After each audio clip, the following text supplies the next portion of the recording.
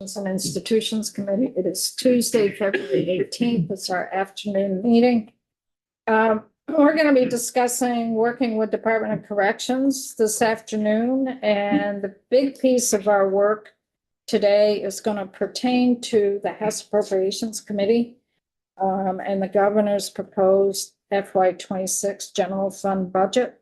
Appropriations Committee always reaches out to the respective policy committees to have those policy committees weigh in on parts of the budget that pertain to their jurisdiction. So the chair of House Appropriations Committee sent a document out to the chairs of all the committees and listed those sections of the governor's proposed budget that pertain to that committee. So I received the letter. There's some issues that pertain to us. If you look on this here, I worked with Phil on Friday to go through these topics that we're going to have to work on. And we need to make our committee recommendations to House Appropriations by the 26th. So a week from tomorrow. Now, these are our recommendations. It does not mean the committee will take it, line and sinker. They may adjust it. They may say thank you for weighing in and do something totally different. But if you go through the highlighted piece with the red is just a section of the language that is in the governor's proposed budget. And what's underneath that is what that language is. So it is appropriating what the governor's proposing to do in the B 1100 little I is appropriate $300,000 from the general fund for converting the work camp facility that's up in St. Johnsbury to a facility that can provide some treatment services. So we need to know, what is that $300,000 for? What is it going to get us? And how much is anticipated to go out the door in FY26? And what type of treatment services are we talking about? The next piece, the D101, A1B, deals with our cash fund. And this is that transfer to our capital budget for 14.8 million plus. That is incorporated in our spreadsheet. And also D101A5, there is $1 million that has been left on the bottom line that was intended for use in the prior year capital bill that is being used in this year's capital bill. So we need to do a little deeper dive in that because what's on our spreadsheet is 1.2 million. Can we go back to D101 where it says here in the explanation part, it's 81 million. What's that 81 million figure? So that's the formula where you go if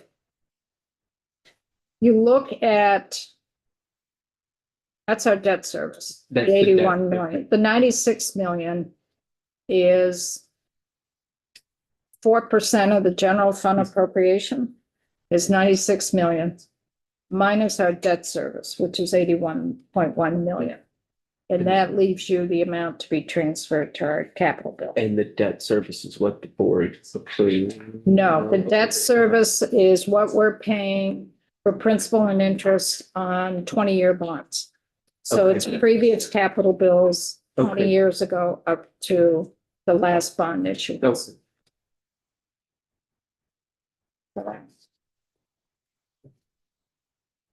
So then if you flip it over, there's also another section, D103A2. This also deals with a cash fund, but it is another account that's within the cash fund that was established a couple of years ago. It's other infrastructure. central investments and reserves. A lot of transportation money projects come through this particular cash fund. Sure. But we also put aside a few years ago money to match the federal IIJA, which is the infrastructure, what it's called, Infrastructure Investment and Jobs Act. Those dollars have been targeted to go to match federal dollars for wastewater and sewer projects that go right to our municipalities. This language, the way I'm interpreting it, is to freeze up that 14.55 to be used for the match. Yeah. Well, I just want to make sure that. E212 is dry hydrants. And if folks remember when the folks came in here, there is an engineer that works on this program and the person's salary is picked up in the general fund. We pick up the construction of 125,000. But in order to pay a person to work with communities and also work on the engineering cost, that's been picked up in general fund. This has been level funded at 55,000 for a number of years. If you remember when the dry hydrant folks came in, they requested an additional 70,000 from us because they had requested the 70,000 when they submitted their request to the governor to add on to this 55,000, and they didn't get it. So they're shifting it to our cap. That's something we want to talk about. Folks, remember that testimony? Yep. Dry hydrants? Yeah.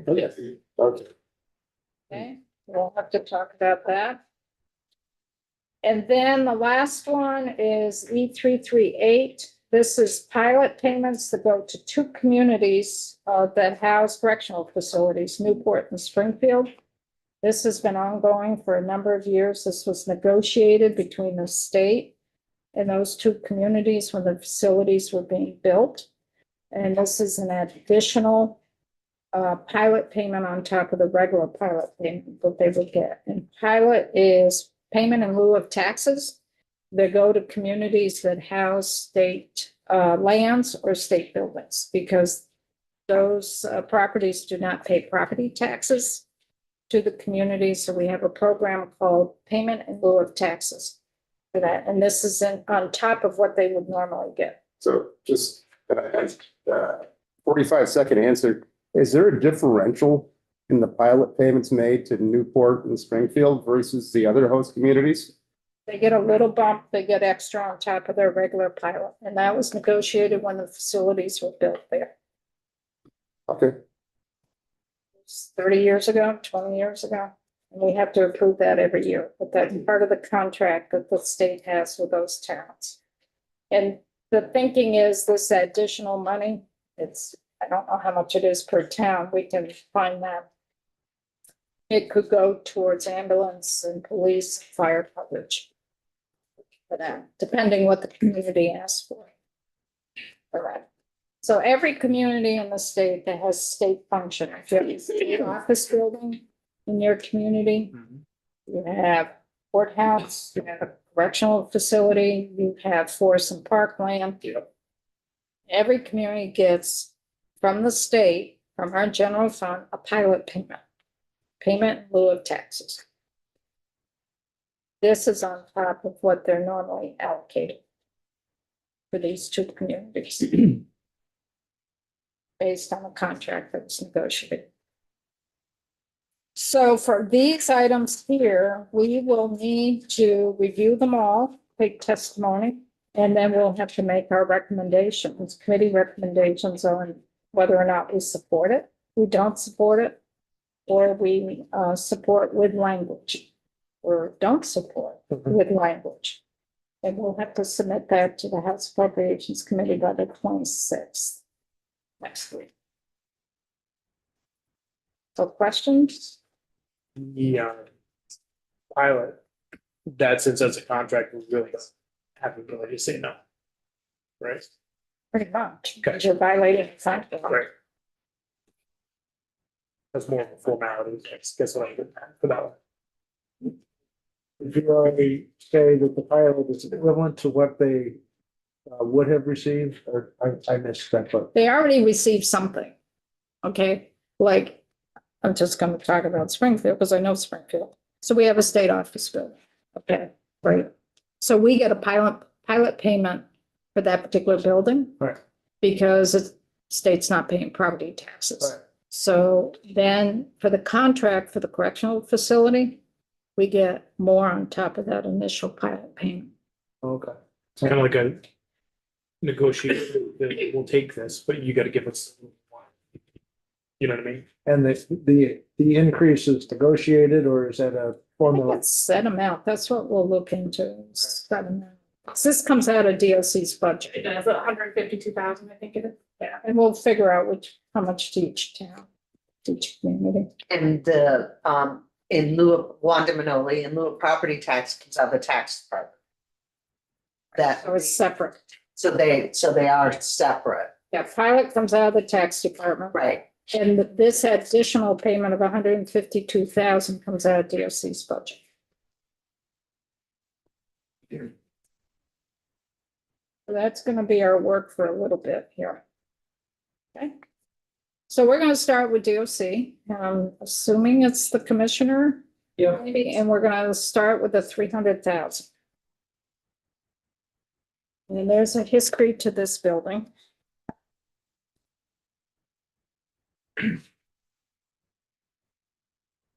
All right.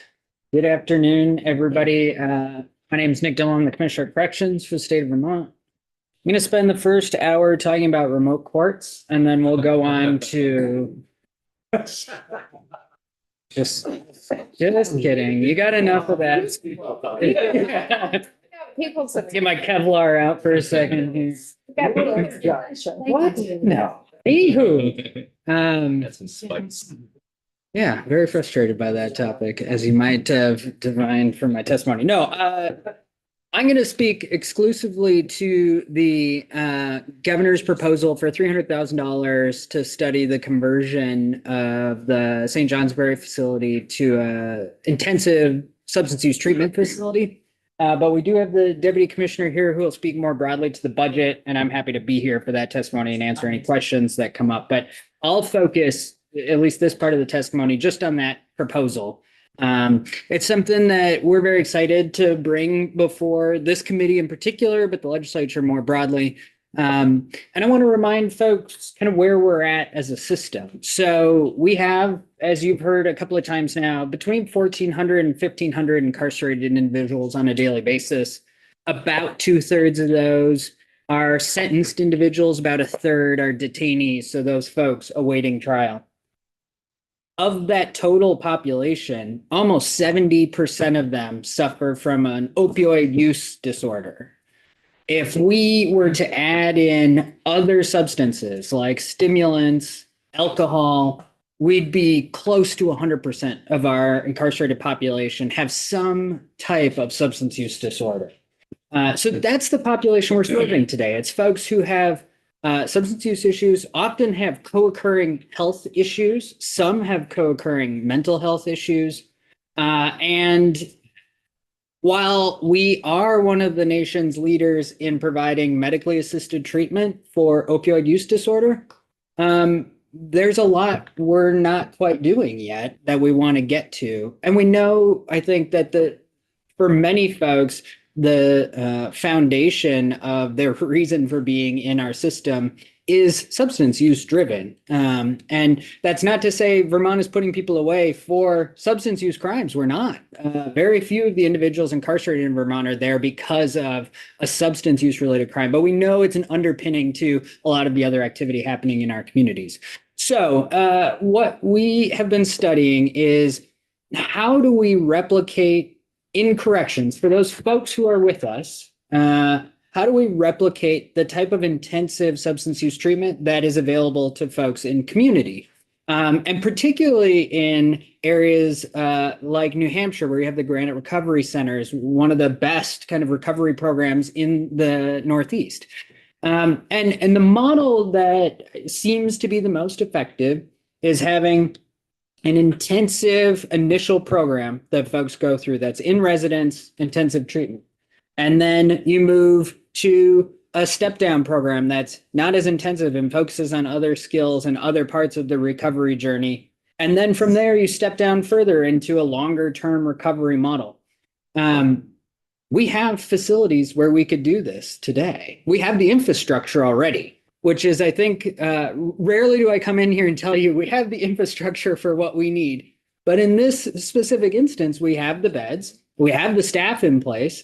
But what we don't have is the intensive programming and the substance use specific model that moves people through the recovery journey, all the way from intensive detox and withdrawal through long-term recovery.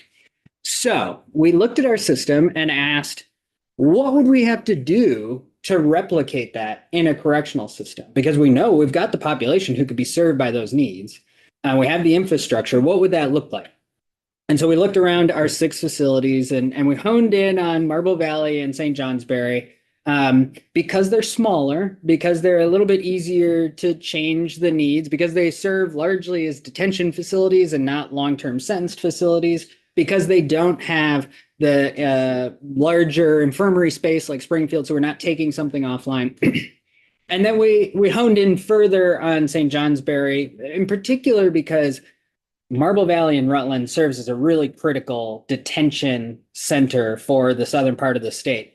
St. Johnsbury is close enough to Newport, and we have St. Albans, which I know is far away from St. Johnsbury, but the way that detainees are moved, we have other facilities that can absorb some of that so that we could focus in on creating a substance use specific facility. So then we asked, okay, well, if we did take St. Johnsbury offline and made it into a recovery center instead for folks who are incarcerated, how do we do it? And then we started getting into we don't really know. We don't know how we would do it yet.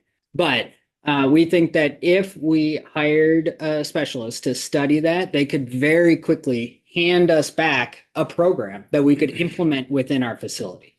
And so that would be the staff, the services, any type of facility change, although I don't envision a lot of that, and basically give us a playbook to say, here it is.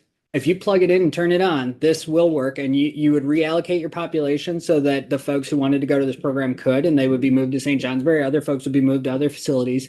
But this could be the first step towards having true treatment units built right into our correctional system. There's a bit of a confusion, I think, as it relates to St. Johnsbury. I want to clear up about the work camp versus the secure facility. For folks who aren't aware of or aren't familiar with St. Johnsbury, there's the traditional secure detention facility, much like Marble Valley. In addition to that, at St. Johnsbury, on that same campus, there's a work camp. And that's a minimum security facility. It's a separate building. And that was designed for very low risk offenders who could leave during the day. They could participate in work programs. Because of the way our laws have changed over the last 10 years, really specifically the last 5 years, that population isn't really incarcerated anymore. So that's highly underutilized. We're contemplating what to do with that, but that's not really the focus of this project. This project is to look at the whole facility and particularly the secure side to convert units over to be treatment units instead of just the regular living units. We think at this point we would preserve some space for transient detainees. So folks who are arrested in St. Johnsbury, brought to the facility, there would be a living unit there for them, and then we would move them on to other places as needed. So what we think we need to make this work is about $300,000. 2/3 of that would go towards those experts to study the facility and build that game plan for us. And the remaining third would be held so that ideally by the end or last quarter of this fiscal year, this coming fiscal year, we could begin implementation. We wanted to have some money in reserve so we could start, so we wouldn't have to wait a whole nother budget cycle to get the program up and running. We anticipate this would have no change for the existing department staff who are there. They would continue to staff units just as they do now. We would be introducing new providers who would be substance use treatment providers into the units once we had that programming designed out. But I think this could be a really revolutionary step for the state, for the Department of Corrections, as we begin to more surgically address the substance use problems that we just know are everywhere in our system and affecting our communities. I'll pause there because I imagine you'll have some questions and happy to dig in on any part of that.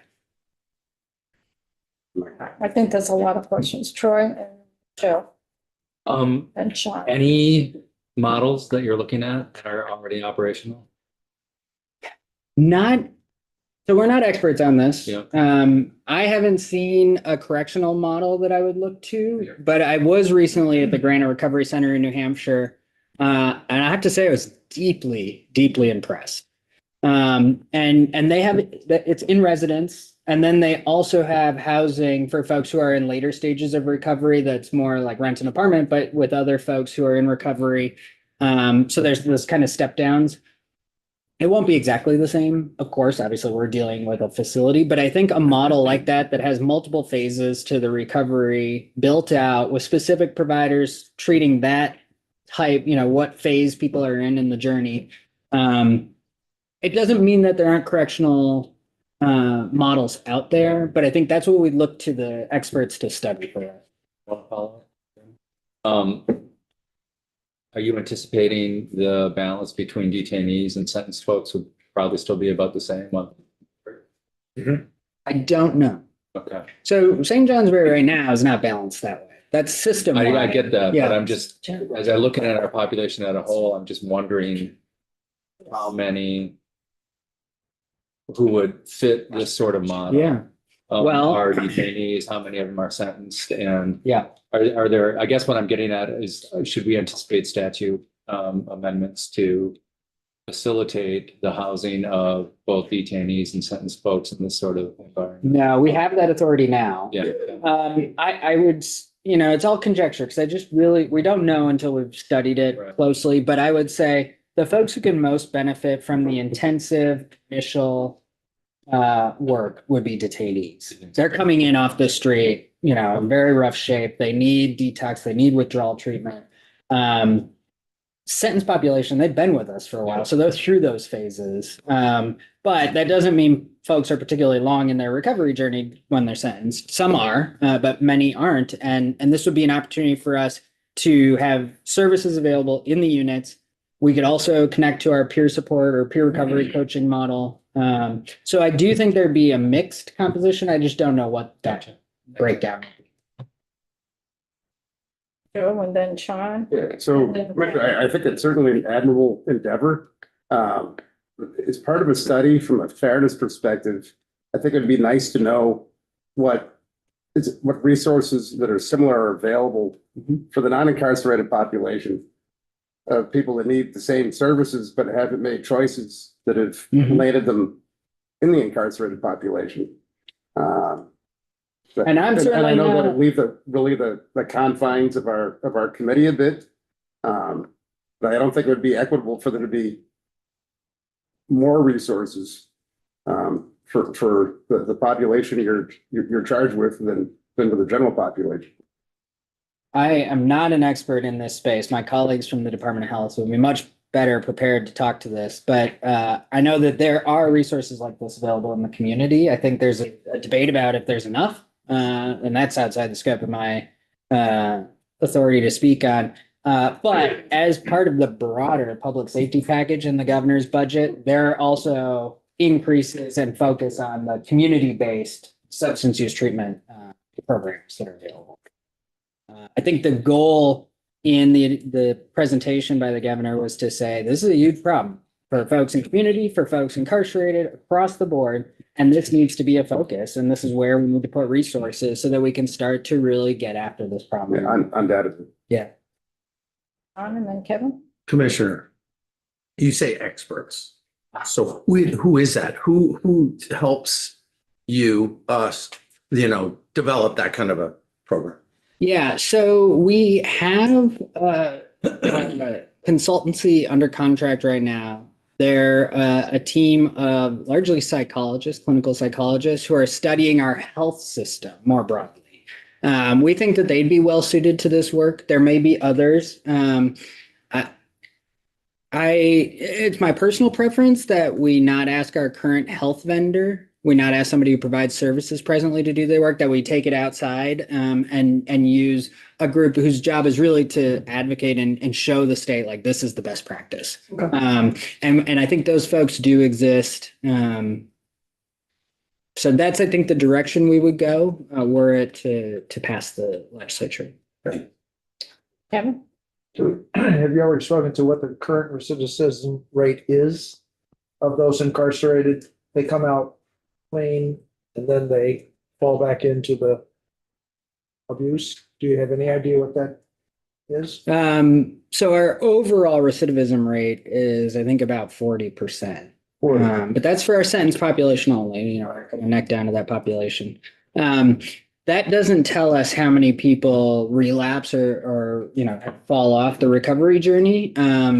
But we probably should find that data. I'm looking to Isaac to think how we would grab that. But Yeah, we don't have data on recidivism and substance use or opioid use disorder specifically. We do have data in a partnership we did with DIVA as it relates to people, the Medicaid claims for treatment in the community who were formerly incarcerated. And that number, I think, after like 90 days, I'm gonna have to look it up, but it's pretty relatively high. it's very high, Yeah, it's 70%, I'd say. which is What's positive. high? What's the For seven? folks who are receiving treatment for opioid use disorder in the community following their incarceration. Is 70% of folks. Basically, if you were on MAT in our facilities, Yeah. about 70% of those folks remain on MAT in the community, which is positive, but it doesn't tell us the whole picture, which is I think you're asking about. But it would certainly be a key Mhm. measurement of Yes. success comparing different programs. Yeah. And I'll highlight, because I think this is kind of a part of what you're getting at. So we provide MAT, that's medication. We provide medication to folks to help them with their recovery. Complementary to that, we do offer therapy and other more cognitive treatments. The uptake of that is not particularly high, but we know that like medication alone won't help somebody all the way through their recovery. So there's a lot more going on in it and a lot more that goes into successful recovery. And so we want to try to offer that full suite of basically the full opportunity to somebody. If you want to truly recover, we will help you do that and we'll get you the best possible setup to do it. And I would think that the recovery, the success rate then would be much higher than just the medication success rate. Agreed. I hope. That's my hope. I think that's true. I want, Connor. Yeah, no, thanks, Commissioner. I'm interested in this and sort of the concept of more specialized facilities in our system. I'm wondering if you have given much thought as we're doing this to looking at, I know we do it at Springfield to some extent, but a lot of states also have a dedicated like psychiatric forensic facility. That's different than the model we're looking at up in Berlin now. I'm wondering, do you think we have enough incarcerated in the system to sort of justify a more specialized facility where people in acute states of like psychiatric need have that help in a more therapeutic setting rather than a prison? Yeah, it's a good question. I think, in Vermont, we've taken the approach that those clients would be moved to the Department of Mental Health to be housed in a forensic facility. I know that's up for discussion in the legislature right now, or at the state hospital, the psychiatric hospital. I don't know what the number is today. It's higher than I think any of us would like, but I don't know. We haven't looked at building out that capability within a correctional system. I do think you're right, though, that what you are seeing is a movement towards more specialized units in corrections because we have more specific problems to tackle. I know this committee, we've talked about education units where everybody who's in education could live in one space and they could have better access to education technology, books, they could have study groups, whatever, because they're all together. It's a model that I think Colorado has used. We have the honors units that we've deployed. This is another big need that we have. So we're looking at treatment, but certainly, geriatric units, psychiatric units. We have populations that have specific needs that aren't, being met necessarily in just general population units. No, I like the thinking. It's, it reduces flexibility, but better outcomes overall. Yeah. Yeah, I mean, it's a balance, right? We do need to balance the flexibility issue, but this problem is so ubiquitous in our system that it almost isn't a flexibility issue for us because there's so many folks who could benefit from it. Whereas the psychiatric thing would be more limiting, but you know, they would maybe comprise one unit. It wouldn't be like we were changing an entire facility. Thanks. So if you remember last year, we had a decision that went through to look for a forensic unit. Mhm. And it was determined it would be looking at the mental health, the secure residential, Mhm. but we needed to do some renovations in that building. Yeah. So at some point, we can get an update on that. But getting back to this particular model, how many beds are in the St. Johnsbury facility? How many beds are in the work camp facility? And how are the beds in the work camp different than the beds in the St. Johnsbury facility? Because it's more of an open concept and it's bunk Yeah. beds, I believe. Mhm. So can you go into what type of beds are there and the number? I can. I'm gonna have to do it from memory, so I'll maybe look to Isaac to help me along here. So the work camp, I think, is 50 beds per side ish, 50, 52 beds per side. I think it's about 100 in total. Yeah. It's an open dormitory concept, so you kind of walk in and all the beds are before you. They're bunked. It's open bay. There's bathroom, communal bathroom space. There's the officer podium. And it's this big rectangle essentially. And there's two sides of that. There's a section in the middle for additional officers. Is that building within a fence? It is, but it's In the- there's fences and there's fences, Right. if you will. And so it's a we would consider it kind of non-secure. The building's locked and it does have fencing around it, but it's not your medium security designed. It's a minimum security. That's right. It's our only minimum security facility in the state. And I would ask, as you consider this proposal, that you set aside the work camp, because that would be kind of later generations of this. Really, we're talking about the facility itself, the secure facility. And how many beds are in there? It's about 170? I want to say like 100. 140? Looks like it's 120 minus the work camp. Yeah, so I think the whole facility is like in the 170s range. 120. The units are fairly small. The facility is fairly small. And so, like I said, we'd look to keep one unit probably for transient detainees, nothing to do with the recovery campus. That's an operational imperative, kind of as you were asking about. Then convert the other units, and each unit would represent a different phase of recovery. So they would have different services provided.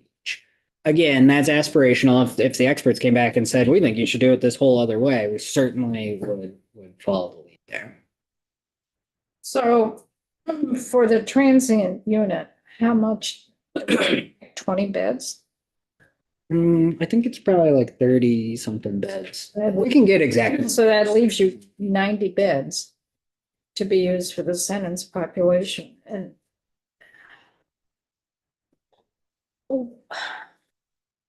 I think it's a great model. I'm just wondering, how would you determine who would go there?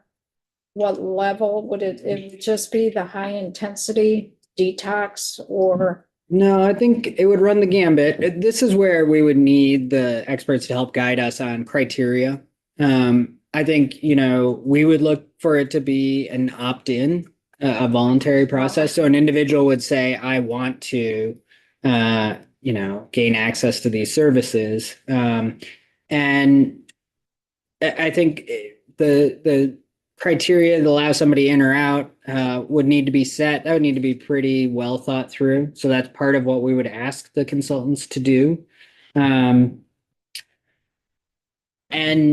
we have a lot of folks who are in long-term recovery in our system that would benefit from, kind of low intensity recovery services all the way through our detainee population who are dealing with intensive substance use needs. So it would be the whole gamut. It would be the intensive all the way down to the step down. Right. In one facility. That's right, but in different units. And do-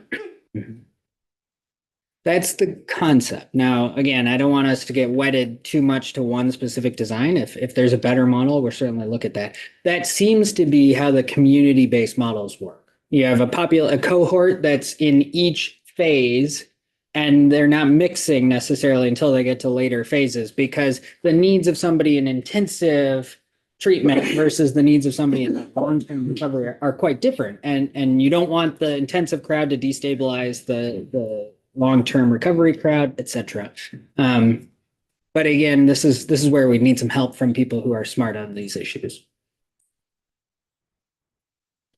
Is 90 beds enough? Well- You've got 2/3 of your population, you've got 500, let's say you got 1,500 folks who are incarcerated, you got 1,000 people on MOUD. I'm not a huge fan of this phrase, but I'm going to steal it for a moment. I mean, how do you eat an elephant? One bite at a time. We can't do the whole system at once. It will not work. We will not be successful. But if we were able to get this off the ground and it did prove its efficacy, I think we could see this replicate in other places. It might only be a unit in each facility, but you could get to a place where these services were available in all facilities. These services were showing efficacy. They were helping with recidivism. They were showing that they were keeping people in recovery even after they left. Then it may be worth more exploration system wide. You got the Windsor facility. Well, we don't. Somebody does. It's not- She left. She was here. Yeah, I see how this works. There was a proposal a long time ago that some folks in Agency of Human Services were saying we should be providing, back then was more substance use, not so much a MOUD, Mhm. substance use, and have a specific facility to provide How many that. beds there? Hmm? How many beds there? In Windsor, Yes. 100. 100. Haven't- For what it's worth, there's a place called His Mansion in Henniker, New Hampshire. Okay. They got approximately 35 beds for men and 20 beds for women. And they do work. Hmm. But the recidivism that I heard last was 17%. Okay. Now, that's a tough number because you get a real number is. Yeah. I would recommend you check it out. Absolutely. You have to volunteer, you break the rules, you're gone. Yeah. Period. Yeah, I think that that's certainly something we can look at. You know, we fund and we have a great relationship with Generous Promise here in Vermont that does some really great work for the women's population. That's a model we've looked to. They also have a close partnership with this Granite Recovery team in New Hampshire that we've worked with. So we're open to going anywhere to find the best ideas, and let's bring them here and make it work. I'm sure there's aspects of it that would not work for the state, but seems to be successful and it's small, Yeah. been going on for 50 years. And I think we need to be open to, you know, that not being successful as a state, we need to go in with an open mind and be like, whatever is going to work, we need to find a way to try to make that happen here because we've got a population who desperately needs these services. And one last thing, Yes, sir. the model seems to be it's tough going in, the detox is difficult, but they've got people there that are a year or more in recovery and they're coaching Yeah. what's coming in saying, you can do this. Yeah. I've been there. Here's what you can do to help yourself, et cetera, et cetera. So it's a mixture of population. And of course, they have more and more freedom in the system, Right. which incentivizes good behavior, but there's zero tolerance for breaking the rules. Right. You've lost your privilege to be here. Yeah. And we can create in our system, we can create incentive structures that are pretty enticing, as you can imagine. So, you know, that could be built into the model. To your point, I think the peer recovery coaching model has proven itself, you know, in spades. We have that partnership with the Turning Point Centers. We would look to introduce that into this program, but also just having peer recovery coaching within the facility amongst peers that are incarcerated in different stages of recovery. I just had a clarifying question for Kevin, actually. So when we were talking about the 17% and you say recidivism, is that actually breaking the law again, or are you talking about relapse and they start using again? relapsing and using. And using it, and so then are they coming out not on treatment? They're coming out on nothing? They come out. Okay, thank you. I wasn't sure I understood what we were talking about. Yeah. Yeah, there's no treatment within the facility. Oh, I see. You go there and you get clean and you Little learn to turkey, you work, come you out. learn to respect, you learn rules, you work hard. They heat the whole thing with wood. So the men are moving a lot of wood Hmm. as one activity. Yeah. It's not just that it's work, but it's Yeah. back to the basics of being responsible and clean. I just want to understand the whole model. Yeah, thank you. So the 300,000 is you're anticipating 200,000 will go out to an RFP for an entity to come back with a proposal on how you could carry this out. Yeah, so about 2/3, I forget the exact dollar figure, but about 2/3 would go to the consultant study of the system. That would set up criteria, what type of programming we would need, recommendations on how to get that programming online. And then the remainder would be an infrastructural change, which I don't anticipate, like I said, there being a lot of. And then the last bit would be initial implementation. The 100,000. Certainly. Would that change anything with the union contract? Essentially would be like bringing WellPath in again. Think of it that way. It's like another level of health service that we're providing. It's just very intensively focused on substance use treatment. And how would you, well, it'd be voluntary to participate. And it wouldn't be folks who are currently in the St. Johnsbury facility would come from It the could whole be. system. Some of the folks probably are from St. Johnsbury, but no, it would be system-wide. Yeah.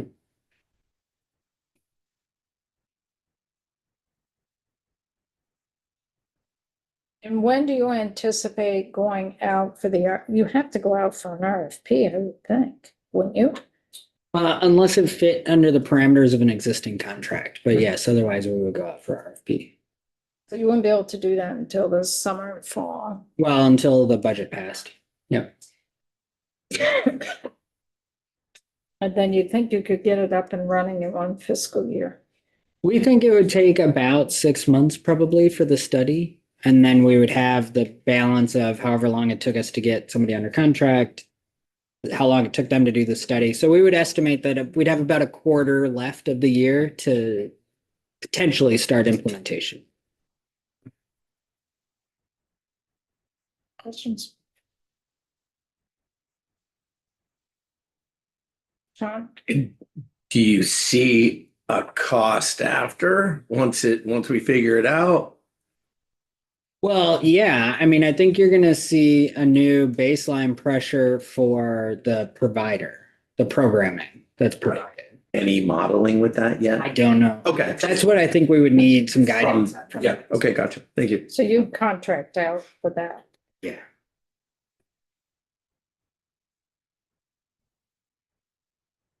You know, I'm thinking there is for in New Hampshire, you talked about New Hampshire. In New Hampshire, of course, they have county government.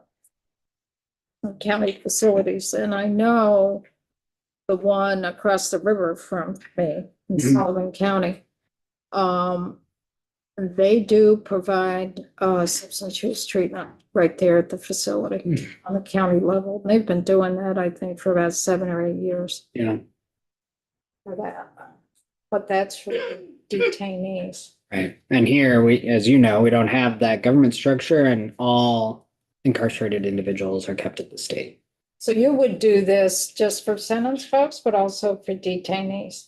I think it would be both. I think it would have to be both. I mean, particularly for that intensive treatment, most of those folks are going to be detainees. Then if you transported them from another facility, you do that in-house. Yeah. And then what happens after, I mean, let's say the person is sentenced and has a long sentence, they're not going to spend their whole time in that facility. Right. It's but just St. J's. theoretically, we'll work through the phases of the program and then be moved to another facility. Transition back into a regular facility.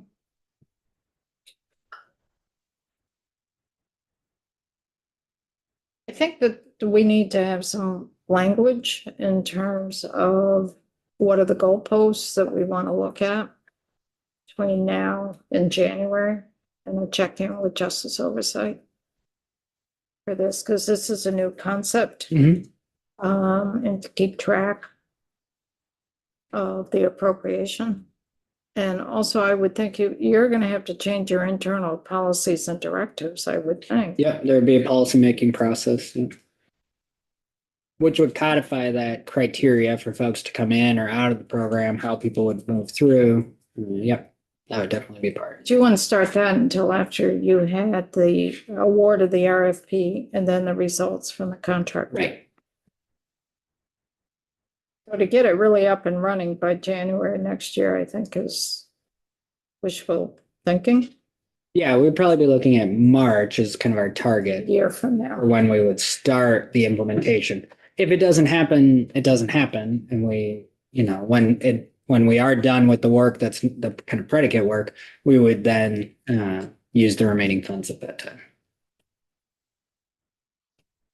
Thoughts on the committee? Just a question, and this goes back again to Kevin's line of questioning. So if you're doing this kind of step down model where you're getting progressively better within the treatment unit, if you're going to rejoin the general population, and maybe this is a question for the design people when they come in, but are you looking at being stable on MOUD, or are you looking at being off of something altogether? Like what is sort of Well- success, or when do you get to move, Yeah, the community standard of care is that theoretically somebody could remain on MOUD just indefinitely. Yeah. But we would want to have kind of stability measures in there to say like, you kind of graduate through these processes and then you don't go back to a unit until you're in a degree of stability that we think that that's a safe choice, But I think those decisions are guided by either our medical staff or the treatment staff, not by correctional staff. Yeah. Thanks. So what's the committee's thinking?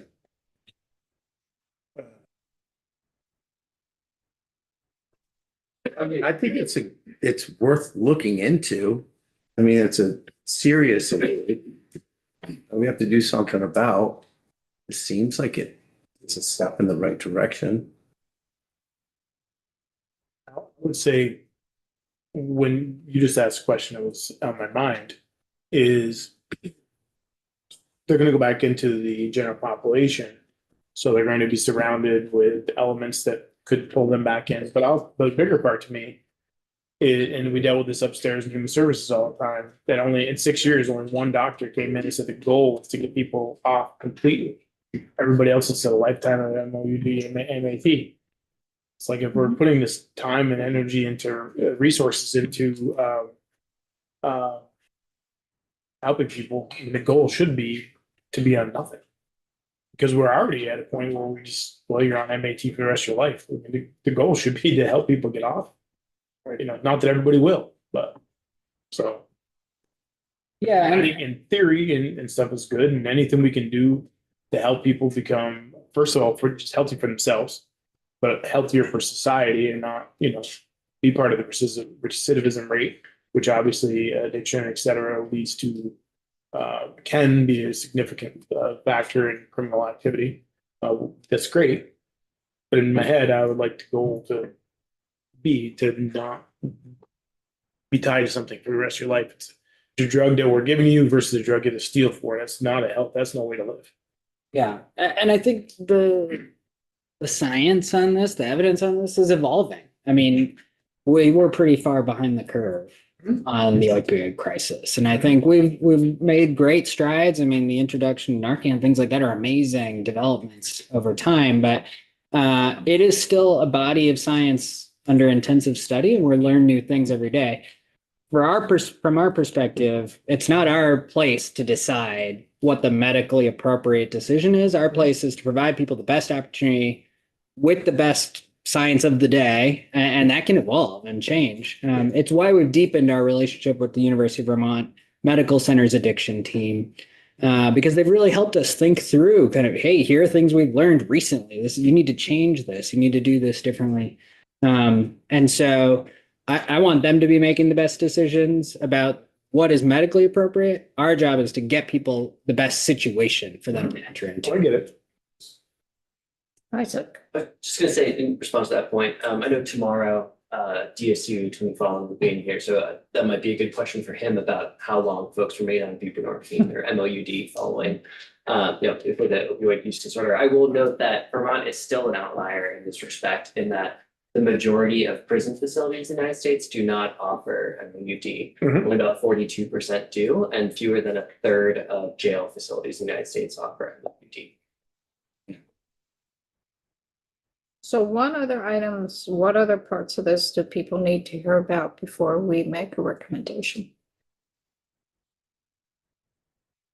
I just need people more experienced in this than I am to tell me is $300,000 reasonable for a look-see. To me, yes, but all you people who are senior to me in this committee, at least, I'd love to hear what you think. To me, yes, but. And then the other just question I have, I guess, and you probably can't answer this, but how do you know how do you put like the markers on it that it's working after 6 months or after a year? Because it seems to me, just coming into this new, that kind of can, I was listening to education committee, people were talking about that this morning, and there's stuff that's been implemented that actually isn't working. And nobody's kind of saying, wait. So my thing is, what's the safeguard with that? Like, okay, 6 months in, a year in, 2 years in, guess what? It's awesome. It's not.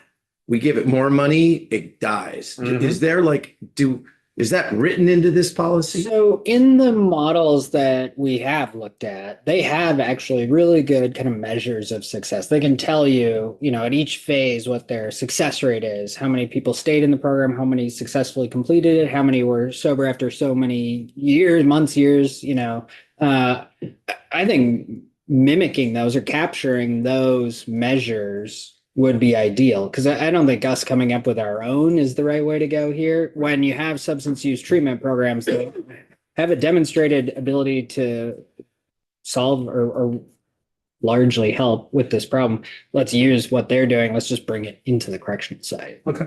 Yeah. Are we able to read any of those proposals? Well, I would point towards I know I keep saying it, the Granite Recovery program in New Hampshire. That seems Ran it. yeah. That seems to be in our neighborhood. That seems to be one of the largest and most effectual recovery treatment programs that we've seen. I know that Vermont has long been interested in bringing that type of model into Vermont. I know a lot of Vermonters take advantage of that program in New Hampshire, sometimes to their chagrin, because they have New Hampshire rights, what people from New Hampshire called, who would otherwise take advantage. I think talking to the folks at Jenna's Promise, programs that we know are effective, that you'll have, as Isaac said, you'll have the DSU folks in. They're true experts in addictionology. You're here for testimony, but I'd like to try to answer Sean's question. Those who actually get clean and come out of the facilitation, whatever, they'd be happy to tell you that they're still clean after 6 months, a year, 2 years, 3 years. In fact, in the model I'm telling you about, they financially contribute to the group that got them clean. And it would be easy to keep track of who went through and who stayed in touch and those who don't stay in touch. Just that measurement itself will tell you what's going on. And you could get a lot more granular, but the experience I've had is that people want to be clean. You just got to give them the tools to get there, and then they will be grateful, and then they will help others. So the Granite Recovery, that's not specific to corrections. No, it's a community-based program. Community-based program. Okay. So I'm just,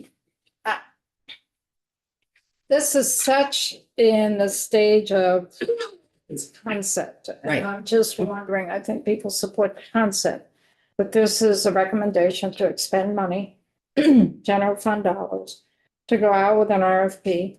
And if there's any money left over, to start implementing it. And I would think that there needs to be some structure a little bit at the beginning, the front end, so that we kind of know what direction we're headed in. That's where my brain's working in terms of what language we could propose to the Appropriations Committee to put some structure around this so that I don't see this up and running for till next year.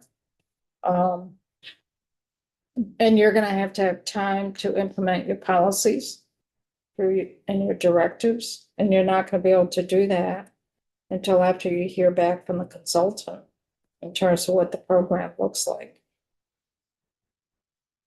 So I would think at that point, next year, come January, we'd have some direction in terms of where we're headed for the program.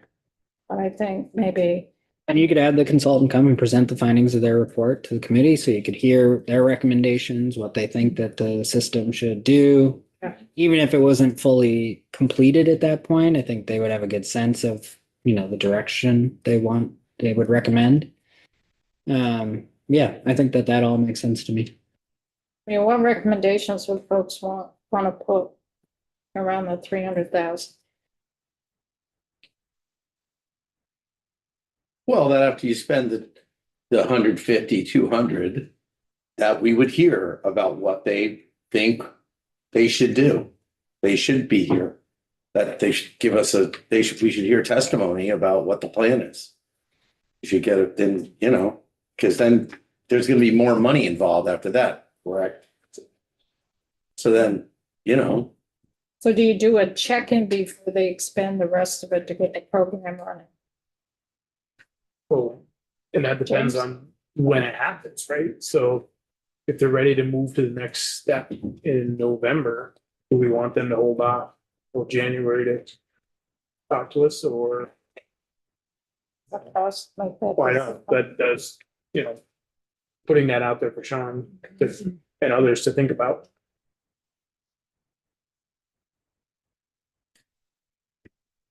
I agree with you that I don't think we'll be too far. I don't think we'll be ready to implement in January. So I don't think I'm not too concerned about us like hanging on, waiting for you all to come back into session before we can act again. But you could also delegate that to Joint Justice if you wanted. If we were completed and ready to go, we could present to Joint Justice and they could unlock the second batch or something. Karen? So, do you have any sense of what the cost of it will be after this 300 or 200,000 or whatever the magic number is will be to implement it? Have the staff that you will need for this? Because that is one of the major issues within hospitals or other settings. People can't find the folks that are the ones that should be running a program such as this. Mhm. So do you have any ideas to what the cost going forward would be? No, I mean, our best guesses are really bad back of the napkin math. And I think that's what part of the consulting study would define the scope of the program, which would then allow us to begin to assess the actual cost. Well, for myself, I would need to hear what it was going to cost, how it's going to move forward before I can just say, spend the money and then go forth and do it without us having a drive-by. But that's my. I think it'll be difficult for us to give you any realistic assessment without having the program scoped and know what kind of staff would be needed, how many. And I just don't think the reason that we propose doing it with a consultant instead of doing it in-house is I just don't think we have the relevant expertise to be able to do the study ourselves. And I appreciate you, thinking that and wanting to, because you need to do that for a program like that so that it works. But quite honestly, and I normally don't say this, 300,000 kind of feels like chump change to then be implementing another significant program within our system. Right. Certainly, I think that is not reflective of what the program would. Oh, yeah, no, I had no illusions of that being that amount. But again, I do get very concerned with staffing, appropriate staffing that can actually do the job for these. And that is a huge issue across the board. So do you have any thoughts or ideas, or you're waiting still for the consultant give those ideas? Yeah, unfortunately, I think it's the latter. I wish I could give you a better Oh, answer. yeah, no, I'm not trying to, I just, need a little more information. Yeah, Thank fair enough. you. So this is just for the St. Johnsbury facility. It's not for the work camp. I know that people are already taken up a bed somewhere in the system, so that's just reshuffling. Yeah. That. Are people comfortable here in the committee? I'm just gonna put this out. For them to go ahead with a new program. It would have some real implications on their budget. Without legislative input. Other folks? Yeah. Without what? Without other input, without our input. Oh, You mean, is there a pause after the 300,000, basically? Yeah, I would think Yeah, so. there has to be, or I'm not voting for. So I put it on the table. Well, certainly at minimum, we would have to come ask you for the other money before we could move forward. So, I mean, I think to the question about how much it would cost, I think we're looking at a different pool of money that we would need to come ask in our budget. So that would be another opportunity for you to say, we've got the study, we either like what we see or don't, and we're not going to go forward on funding the program as of proposed. What does a different rate of, or a different point of money? Well, the $300,000 would be one time at 300,000. When we were ready to expand the program, actually turn the program on, I think we would certainly need a much larger appropriation that would essentially be base going forward, not one-time money. And we would have to come back to you for that. James and then Kevin. I would just say, I'm fine, I'm fine with, what you talked about, the 150, I think it was, right? And, if we're not in session, then having them report to joint justice. But with the caveat that if we were in session, like if there's some reason they were ahead of schedule, then they would have to go to joint justice. And if we were in session, they would have to come back here. Right? And I'll get you the precise dollar figures so we don't hamper our abilities here. But we have a good sense of exactly how much we would need, particularly for the study part. Kevin and then Mary. and if I understood what you said, it's really roughly 200,000 for the study and 100,000 to start implementation is what I got. I think it breaks down. So if you had two-thirds. 200,000 and you found a model that you think would work, and they were willing to give you all that policy and number of people needing to be paid, et cetera, and you modified it to be secular as opposed to faith-based, because in full disclosure, this is a faith-based situation. So I'm sure that the Vermont state isn't going to take it cookie cutter, but you could take what they have, mark it up so that it meets our requirements. You probably could do it fairly quickly if you found a model that you liked. Right. I think that's true. Yeah, I think that's true. So for 200,000, you'd have all the answers that Mary and others would want, and you'd have some kind of confidence of what metrics you might be able to expect. That's our hope. So, To then inform the future ask of, hey, we want to build out this program now, and we're showing our work. Here's what it would look like, and how much it would cost, and how we would do staffing. right.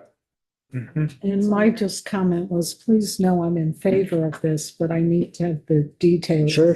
Devil's always in the details, and we may be well intended, but I want a program to hopefully work. Right. Yeah. And be staffed appropriately in that, because otherwise it comes to a failure. Yeah. And I don't want that for you. No, I agree. So we'll talk about this as a committee and figure out some language when we figure out our recommend to our colleagues and approach. This is new money that would be going to DOC's budget.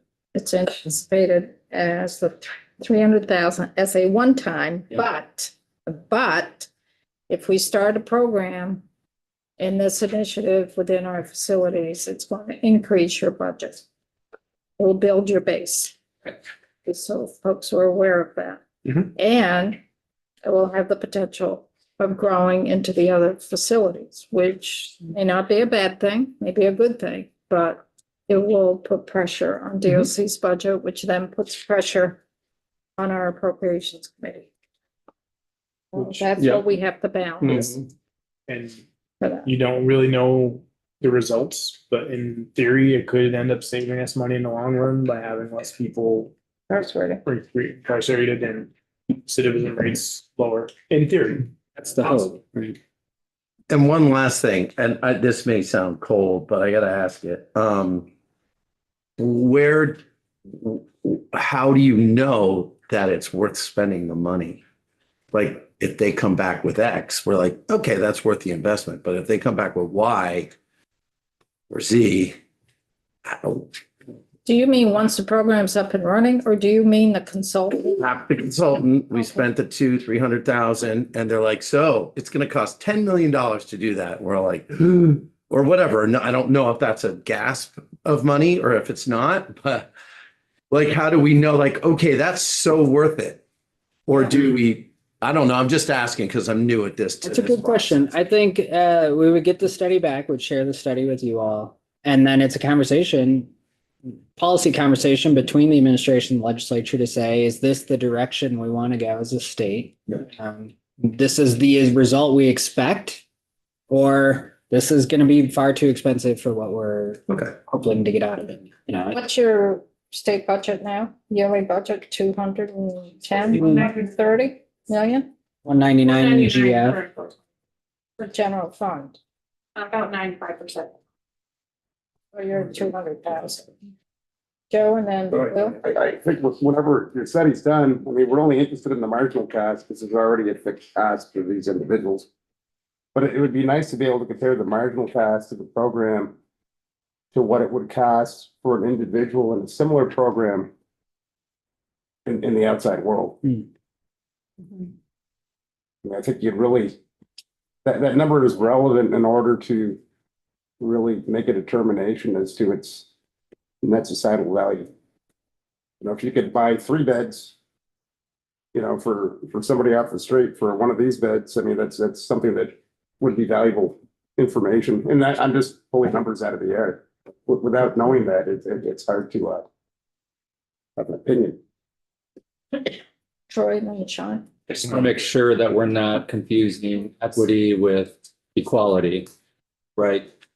Treating everybody the same is treating everybody equal. Equity provides for people's needs based on their individual, what they bring to the table. So there's definitely an argument being made that our incarcerated population brings a different sort of variables to the table when we're talking about substance use disorder and MOUD. So I can't necessarily get on board with saying because we're paying this much in the community for substance use disorder treatment, we're going to pay an exact identical amount in our correctional facilities. That's not equity. Equity is saying these folks have different needs, more needs probably than these folks. So it costs us a little bit more.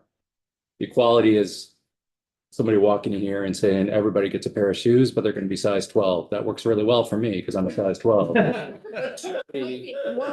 Equity is everybody gets a pair of sizes of shoes that fits for them, right? That's the difference between equity and equal. Well, sure, I'm not saying dollar for dollar, but it would just be nice to know that number. And we're talking Sure. about, we're Fair. talking about all this, this these are global people with needs with opioid use disorders. Just the difference being that some are incarcerated and some aren't. And I think matter of public policy, we want to serve them all. It would just be nice to know what it costs to serve them. Right. Well, Hang on, Bill, and then Kevin. So can we go back to the question you asked a minute ago or no? No. Okay. No. Which question? So I'm trying to remember it too, but you asked. You asked us what our opinion was, and because now that I've gotten more information from the commissioner, can we go back to that question? Okay. Do you have an opinion? Well, I want you to repeat. Where is the committee and what parameters and guardrails would you like to put on if we accept this? And what recommendations would we make to our colleagues in appropriations? Yeah, and so my opinion is that I don't have any additional comments, but I think whatever we're given should come back to this committee. You mean, given from a consultant, from the RFP? Yeah, from Yes, those four. Kevin? I was just gonna reiterate the fact, if you found a program that was a good model, they can tell you what it's gonna cost. Oh, yeah, shit. They can say over the last We 25 expect years, As part of the Per result. person, this is what it's cost, and here's the personnel we needed, and here's how we implemented. So it could be as simple as finding a model that you like and then modifying. Right. No, I think you're right. And we would expect the consultant to tell us, this is how much you're gonna pay for it. So we'll talk about this as a committee and figure out what language we want to put in. I'm assuming, but I don't know yet because the committee hasn't really taken a straw vote on this, but I'm assuming there's initial support for the 300,000. But we may want to refine language a little bit. What for the work camp? Well, before I go there, is if we're doing this and changing, and I ask this hesitantly, we're not changing the population really within the St. Johnsbury facility, so you're not anticipating any pushback from the community, No, are you? there would be no outward changes to the facility population. I think it would all look very similar to what everybody's been used to for many years. So for the work camp, what's happening with those 100 beds right now? Are they full or not? Because we switched some of that for what we used to classify as B1 population, which are folks who have met their minimum and could be released but for appropriate housing, lack of appropriate housing. And there was at one point about 150 of those folks. And we were going to house some of them there at the work camp. So what's going on with the work camp space and those beds? Yeah, so no, it's not full. I don't know our census today at the work camp, but it's probably in I think the it's 43. 43 range. Out of 100. Yeah. Out of 100, yeah. So, but again, that's a reflection of the change in the population that we have. It used to be that's where, our lowest level offender would be housed. And there were programs designed for that population, et cetera. And that population is no longer housed in the correction system. So the 43 that you have, is that still work camp qualifications? Or is it more folks that really don't need the medium security and can function in a minimum security facility? I think those are all folks who meet the qualifications for the work camp. And do they still go out and cruise to do work every day? Pretty much? Definitely not every day. There is some work still being done there, but that also has been curtailed. So still for folks in a work camp, they get earned time day for day. So for each day of their sentence, each day that they're working, they get a day off their sentence. And what's the length of a sentence usually for folks who are going to the work camp now? Is it a couple of years? Don't have that, but we could definitely receive it. Because the goal was back then for folks who have a year or two Right. sentence and they can do their term in half the time. Right. That was the goal for that, because they earned good time, earned time. When it was day for day. You know, it might be worth for us to have a conversation. If we've got beds offline, Yeah, the problem is they're beds we can't really use right? because of the way the camp is configured. That's why I asked the question, how it's configured. Yeah. So it's an open space and you got two separate buildings and then just open space with bunk beds. And minimum security. So you can't put in your general population folks that need medium security, you can't put them in there. I just wanted to put that out on the table. Or detained. Because detained folks sometimes need a higher level of security. If you're detained, you're automatically medium security. And you can go up from there. So did you want to get into your budget as well? Just Yeah, I know, but Kristen does. Okay. I've had my fun. And you're-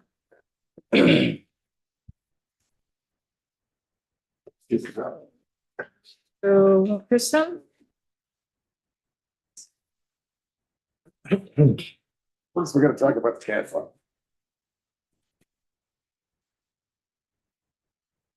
Which section of, okay. There We have is, two packets. Yeah, the first of your packets is a DOC 101. So I could probably spare you. let me start out there. There is nothing coming from the appropriations committee in this list that we have to respond to DOC's budget about. But we are responsible to connect and work through their budget. And if there's anything that comes to light that we're interested in, we can make a recommendation to the appropriations committee. Okay. Sorry. That's quite all right. So as I said, the first packet that looks like this is really a DOC 101, which I don't believe you folks need. So we can skip to the second one that has the DOC seal on it, which is really the meat of the budget request. Do any of the freshman members think they need any? Okay, thank you. Okay. I was just thinking about, yeah. There is actually the second half of that. No, I know. Just getting, Yep, that's the, but I was just, Up and down. yeah, no, I was getting there. I was just asking. okay, so page 1.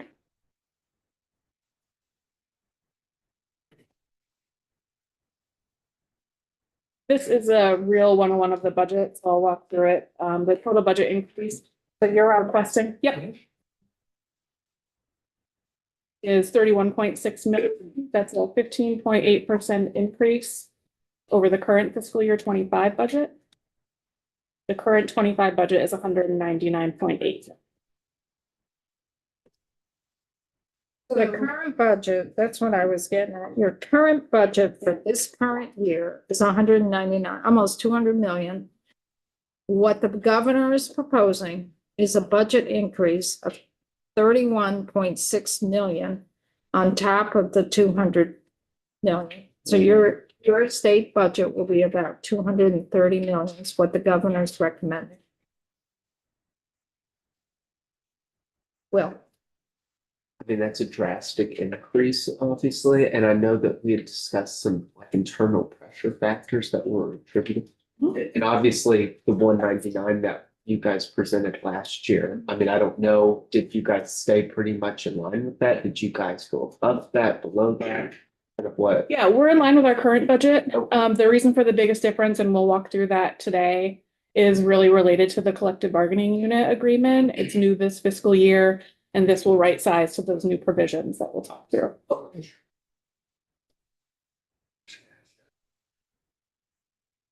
Any questions before ups and downs? so maybe you could go into what makes up your budget between general fund and then Sure. some of your special funds, interdepartmental transfers. Because this whole budgeting process is new for the bulk of the committee. So in that breakdown you see right above the pie chart, the general fund total for this fiscal year request for 26 is 221 million. That is really the meat and potatoes, you could say, of our budget. It's all of our staffing, it's running the facilities, and we need that flexibility of general funds to be able to do that, which is why it makes up 95% of our budget. Special fund total, this includes the pilot funding that we spoke a little bit about earlier, and some other special funds that we utilize, supervision fees, and let's see, what's it called, surplus property, if we sell something or purchase something, that encompasses a special fund. Next down is interdepartmental transfer. So if we work with another state agency and we have an agreement with them where there's a money flow back and forth, that's where those funds are taken from. Internal service funds, this is actually general fund. But the internal service funds references fee for space, the ADS service level agreement, workers' comp, and various insurances. Federal funds, this is all exactly what it says. So any grants in from the federal government make up to 530,000. And then same with Medicaid Global Commitment, those factor in most of our transitional housing grants, a small portion of staff time if they do Medicaid eligible activities, and we'll also speak to our 1115 waiver. It does include the 1115. So that's the breakdown of all of our funding sources. Any questions on that? Page 2 is where the ups and downs start. All of DOC's budgets are in the B section, starting with B335.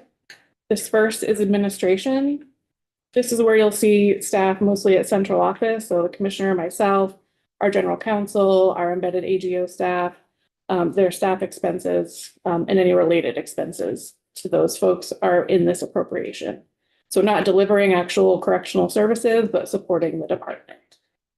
So what I'm seeing is there is a vacancy turnover savings that's within central office. This is all within the administrative piece. This is Yes. not the boots on the ground. This Correct. is not your correctional officers, superintendents, caseworkers. None of that. This is central office, Waterbury. Yeah. So for general fund, is it 5.8 million or 5.2? It's 570,000 increase, giving us a total of 5.8 million. And line by line, the first large section there encompasses annualization of salary and benefits. So this is a look at the year-over-year increase in cost for salary, inclusive of the vacancy savings. And then the bottom two rows, as I spoke about the internal service fund, this is the increase related to those. The bottom two rows. Under the operational expenses, the 3,113 and the 54. Okay, yeah. I'm sorry, did you already ask about the turnover? Is that? That is vacancies that position vacancies within central office that's not being filled, correct? Yes, yeah. It's a So if a position savings. or more is vacant for a certain period of time, we anticipate there'll be that amount of vacancy savings for those positions. How many Looking to fill those positions. I can't quite recall, but we can get you the breakdown for each. So does that include that 151,620? Does that include just salary, but not Bennings, or does it also include Bennings? It's total. Yeah. Well, maybe I'm jumping ahead of you. Where's the Okay. overtime for the? Position. That is a few Directional. pages down. We'll Okay. probably spend a considerable amount of time there. So for folks, if you look at the very top, the gray bar. The gray bar here where it says B335, that is the section of the appropriations bill that pertains to this particular piece of DOC. Okay, so when you get the bill, the committee bill, go to the B sections 335, and that's where you'll see all these numbers in the appropriations bill. Okay? Yeah. Mark? Yeah, I think it would help me just knowing that, sort of what services ADS provides in each one of these things for the, is it a general one that they do for the department, like email and everything, or are they more hands-on with offender management systems? No, what's all email, any network access, software, the regular licensing for state employees is all covered in that ADS service level agreement. Anything additional, the department pays for outside of that. Okay, thank you. How many staff do you have within the administrative? I wrote that down to follow up with you. I think it's about 30 staff, but yep, but we'll get back to you on the exact numbers by appropriation.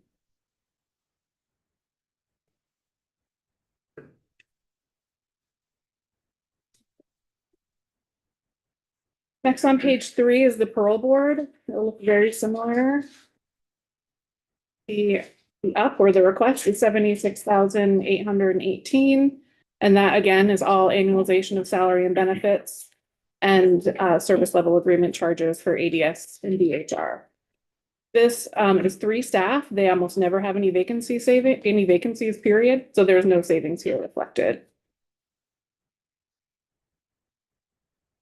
Just from my understanding, when it's in black, does that mean you're actually kind of spending a little extra or how, like, what? No, that's just color coding on the spreadsheet itself. It's not in any relation to spending or So that's, spending.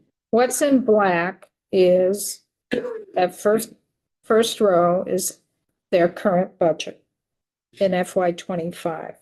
Okay? Under GF, general fund. That first, you see the gray bar, section B336. Then you see the green where it says parole board, and then you see the black. That is their current budget in FY 25. The governor is recommending these increases down all the lines here for a total of 611,000 for their new budget for FY 26. If you go down to the last line that's green, that shows their proposed new budget for FY 26. So they had an increase of, what the governor is proposing is an increase of 76,818 to their current budget. Okay? Yeah, no, I mean, I'm just making sure that I'm understanding, but Yeah. all these numbers here are the increase or decrease to the 25 budget of what's gonna be 26. Oh, yeah, Yep. that's exactly what. If it's red, it's a negative. All Oh, right. yeah, that's- Kevin? And once again, the black is what you've actually spent or how the budget was broken out. It's what the current budget is. Okay, so Yes. do we ever see what your actual costs are against those budgeted numbers? I don't think we present them here, but we can certainly do that. That's more, you present that more to appropriations and work with Trevor on that. So those are questions you can ask Trevor Okay. for that. Because Trevor will work directly one-on-one with folks in DOC to go into the weeds. Because there isn't the legislative time to do that. So Trevor's the one to ask that question. Oh.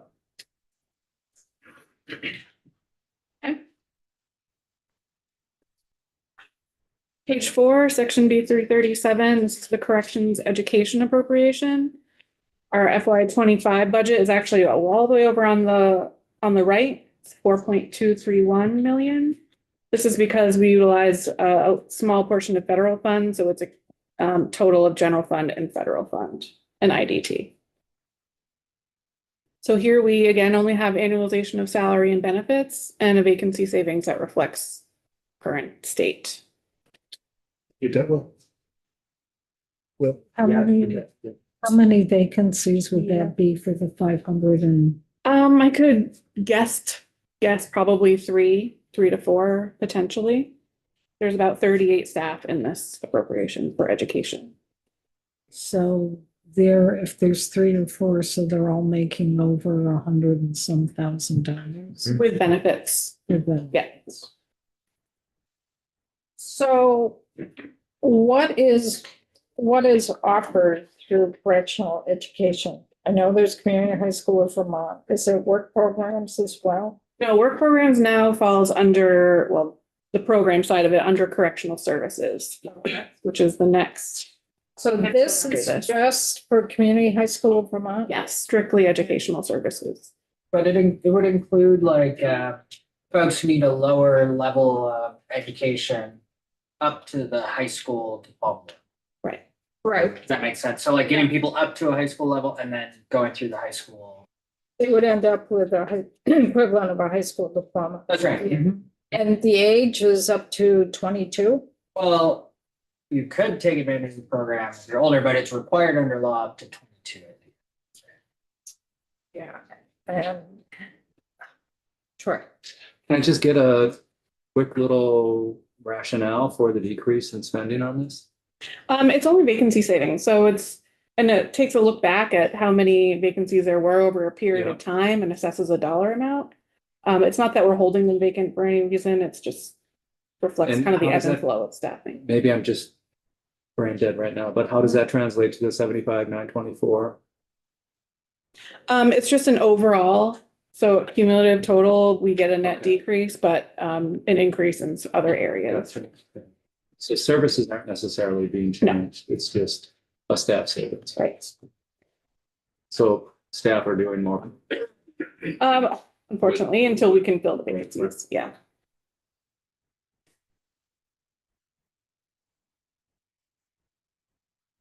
I just have lots of questions, but the committee has not heard any testimony about community high school in Vermont. Yeah. And its structure, so I'm really hesitant to dig into that.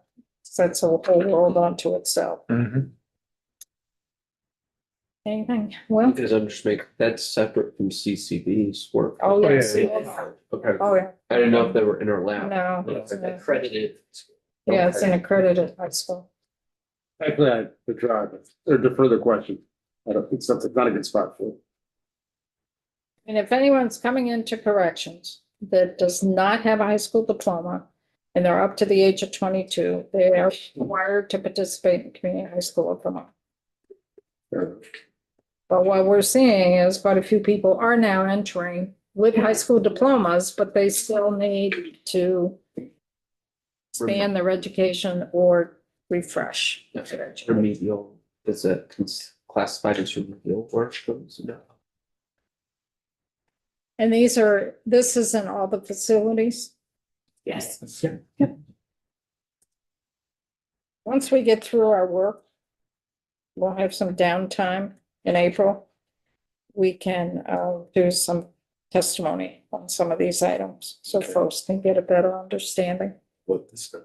Yeah, we also have community high school Vermont graduations, which are very moving to see. I know they're pretty amazing to watch for folks who have never had the ability to have a high school education and to get that. We really are, yeah. And we often have legislators attend them. Yeah. Yes. Yeah, it's I've been very through- interesting. I've It's been to a educational couple. scope, I think. They're actually wonderful.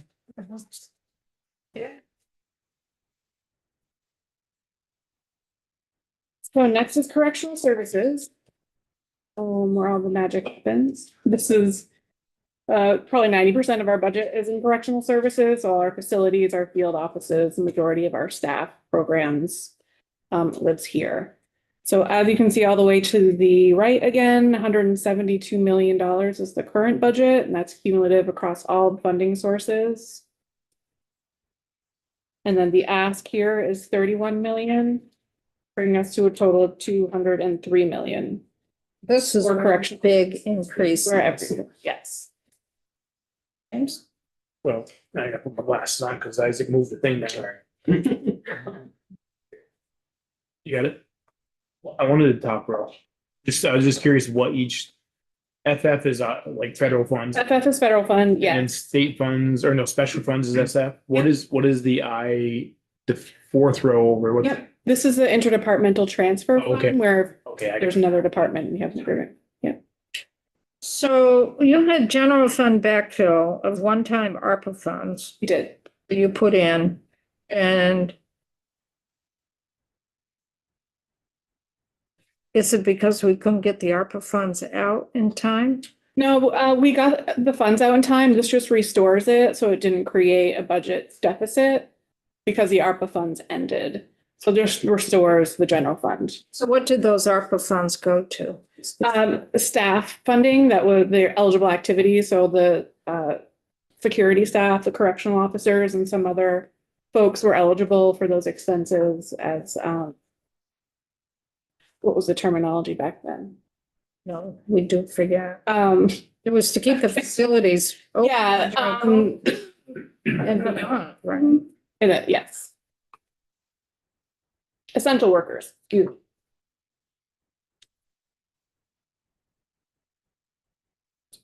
Mary? So again, can you explain the vacancy savings of 5 point some million? Yes.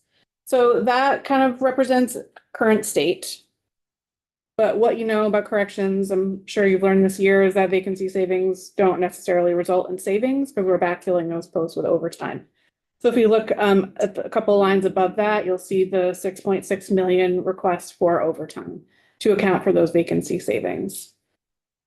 The 11 million is largely due to the collective bargaining agreement and right sizing to those new provisions that were included in the contract. Like your questions.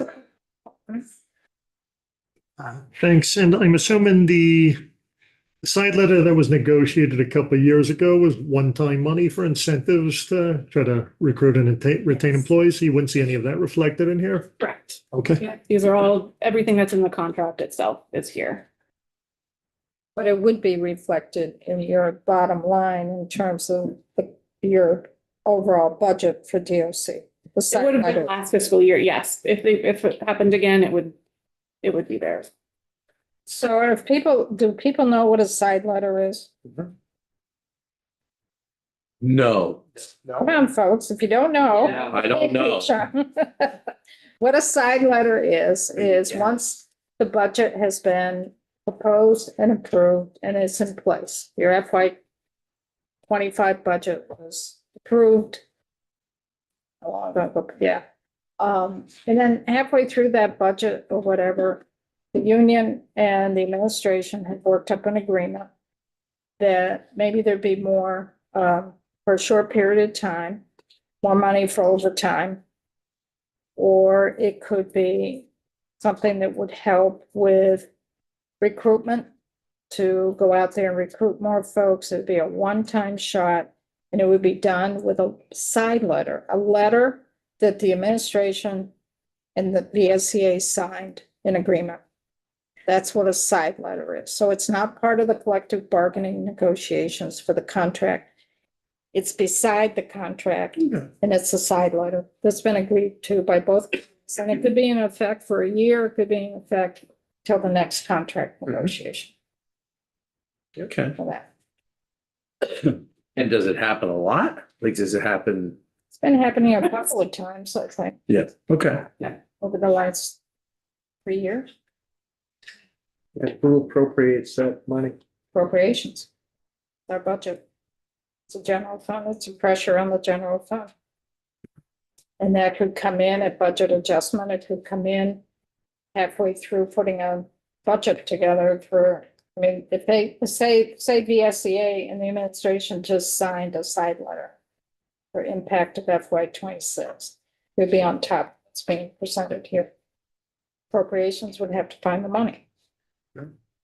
Or is that really what I'm asking is because it's over and above the total appropriation for that fiscal year, where does that funding come from? General fund, they gotta find it somewhere. So that would be like, for example, if it happens, say in October, then they would have to come back in BAA. And we'd have to look at it and say, well, either we're gonna give you more money that we found somewhere, whether it could usually in their department, but maybe somewhere else. It'd be somewhere else. But pretend, it could be both, but it's usually somewhere else where we say, hey, this is how we're gonna cover that. You know what I mean? So I know this isn't the right terminology, but when we get done with this fiscal year budget, Mhm. is there leftover that we can take from for side letters? Or are we borrowing against the future money to come up, pay for these side? That's what I'm trying to understand. The funds, the side letter funding comes from. The future or realignment of what's not spent, Find the money. but there's no funds set aside. So it's an IOU Yeah. based on finding it It's not an someplace. IOU, it's a No. legal commitment. Yeah. No, I understand it's a legal commitment, but we don't have the money sitting there to No. cover it. We We're find gonna it. have to find it someplace in the future. Well, at the time, not in the future. Yeah, so like I worked at VSEA for years there, and like Hurricane Irene would be an example of, usually a side letter would occur when something you didn't expect happens, right? Like, or it's like, oh, we got a crisis here, we need to deal with that. Right. But it's the same as any negotiation, and the administration's not going to agree to something unless they know they can find the money somewhere else or go to the joint fiscal committee over the summer maybe, and based on the projections of the revenue, find it there. So, yeah, it's got to come from somewhere. It's Funding is very fluid. Funding is I'm learning that. very Yeah. fluid. Very You good. can leave here thinking everything's in top shape, and then it blows up. We've seen that on the capital bill, we've seen on the general fund, we've seen on the transportation. We've, in the capital bill, we've appropriated, well, allocated, and then it got appropriated for certain projects. And all of a sudden, something in the summer blows up. Yeah. And the chairs get a call and say, can we move some money around and not go forward with one project? Push it and do something totally different. Those things happen. Not often, but they do happen. Well, Can, on the grants line. Under the GF, I see that it matches what's under the Medicaid GCF. Is that, so I'm assuming what that's saying is that the state's gonna save that roughly $800,000, and that's what the federal government's picking up through 1115. That's one way of putting it. It's our match. So to get those funds, we have to match it. For this first portion of the waiver, that funding is going to the Vermont Chronic Care Initiative, who will be doing the case management pre 90 days of release, and then the post-care management as part of the requirement of the waiver. So it's being removed from general fund from our budget, but it's being kind of redispersed across AHS to uphold portions of the waiver. And then it's a really small line item, but how's there an $84 credit in insurance other than employee benefits? Sure. So everything under that operating section, including the $84, though those are calculated, the agency of administration, those are our internal service fund charges. I don't know in particular how that specific one is calculated. These are provided by them. I think we talked a little bit about ADS, I think during BAA and then here today, and that includes the insurance portion. Fair enough. So not really an answer, but we could probably get some more detail. That's all. so I have a question. General fund, we had last year put in 650,000 for pretrial supervision pilot. You're asking for another 650 on top of that, correct? Yes. That's statewide pretrial expansion, 650. That goes on top of the 650 from last year to bring it to 1.3 million total, correct? So that it can be carried out statewide, correct? We hope. More statewide. More state. What two counties again? Essex and Orleans. Essex. We're expanding it to St. Johnsbury. Well, if the position's posted now Soon. for that Uh, first expansion. So the 650 buys us about 3 positions and some equipment. So I think, maybe we could squeeze 4 positions out of the next 650. But it's really to take a stepped approach to scale the pretrial supervision program. So you could bring on 2 more counties, you think? Maybe 3? Well, you need 1 pretrial supervision officer per county, more or less. So 3 counties? So yeah, you could probably bring on 3 counties. So that would bring a total of 5, right? I have a question. James. Does it matter how big the county is? I mean, like population wise, is it still one? Like one county has, let's just say 10,000 people and the other has 100? Yeah, I think there's some I'm just curious. design work that still needs to happen. So I'm the original proposal. This was proposed by the Senate to us. Yeah, I'm just curious if They that's what said, you We meant. want statewide pretrial supervision. How would you do it? We said we would need at least 1 supervision officer per county to handle the caseload.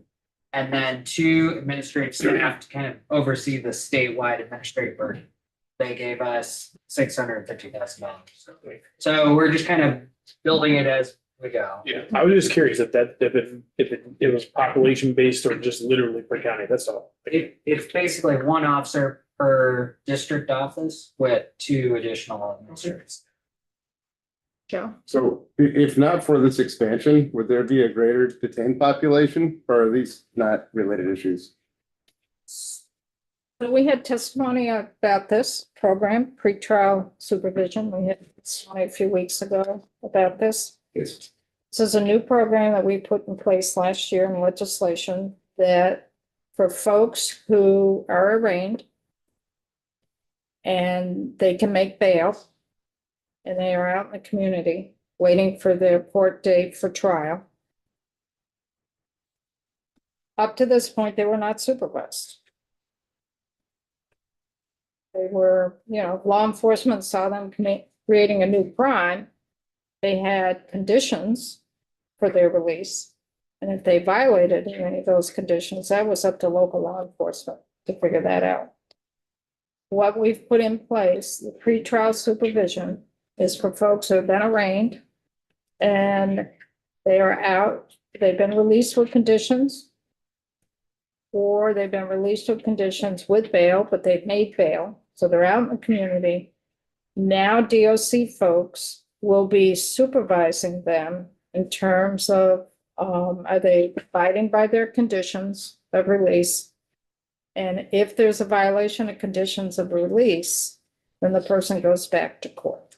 But it's now DOC that's actually going to be doing some supervision out there in the community. The goal is to provide more public safety. The flip side of that is we're going to see more people coming into our courts because they're going to be caught doing things where without the supervision, chances are they wouldn't be caught. So it's a new initiative that was put in by the Senate last year. Senate bill came over to us and we did work on it. And it became law. And they found money in the appropriations, Senate Appropriations Committee found money in the budget. We knew it was going to be over $1 million to carry it out statewide.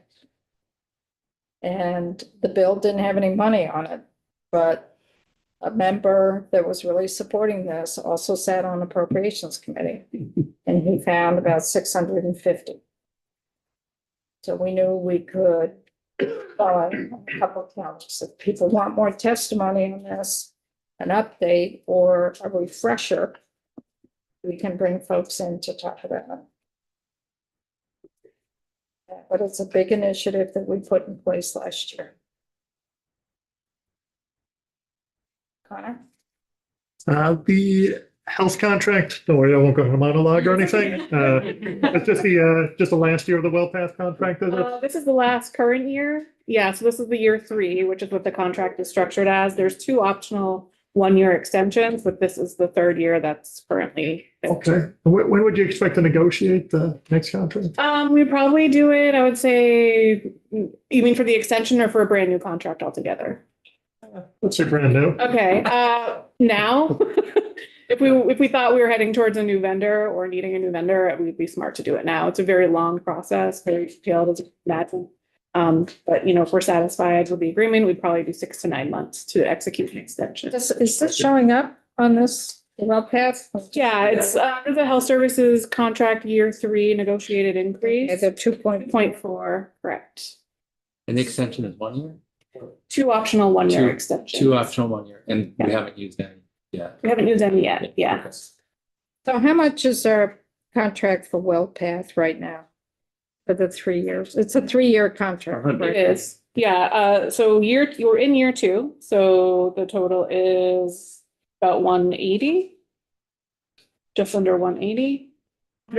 Yeah, the total year 3, I don't have a calculator yet, but on You're the increasing it, very last. increasing at 2.6 million. Yes. Right. What's your base? Yeah, You're increasing 2.6 million on top of what? sure, so the year 3 would be 40 million. The total of all 3 years would be 113. So our last page, there's a breakdown of that. So our WellPath contract at the end of 3 years is a total of 113 million. Correct.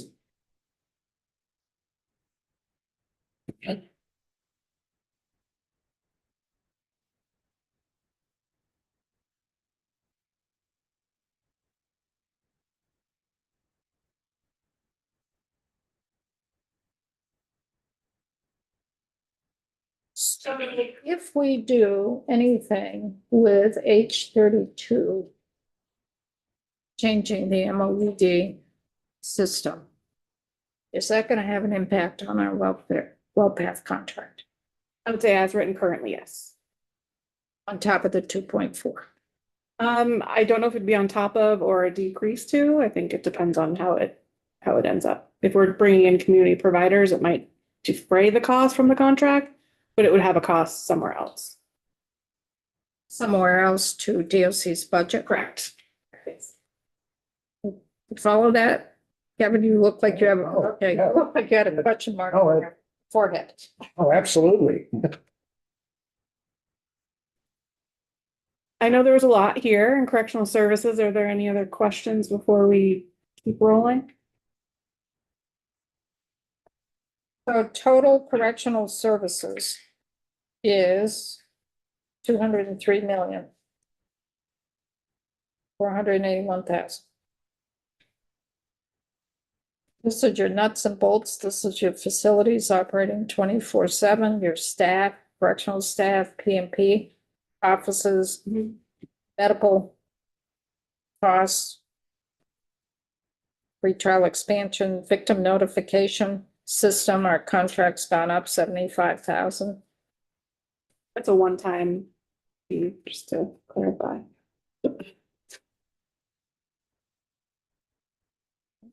Okay, right below that is cut off a little bit, but it's section B through 338.1. This is Justice 312. No. We have no increases or decreases here, but I wanted to make sure that you all understood what you're looking at. This is where our transitional housing, community justice centers, some reentry and women's services are all in that appropriation.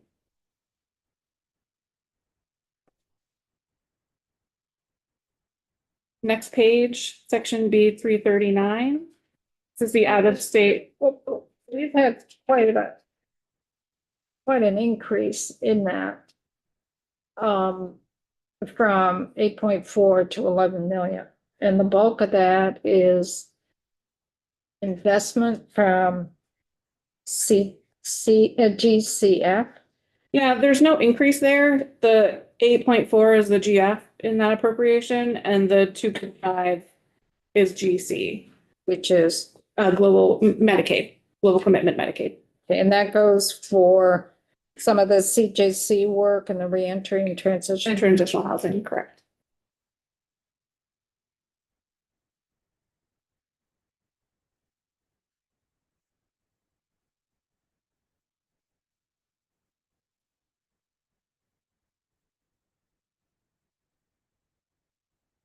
Okay. Yeah.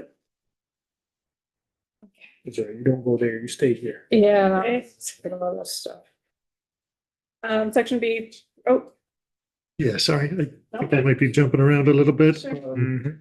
I know it's kind of dormant at the moment, but work crews, what section would that fall under?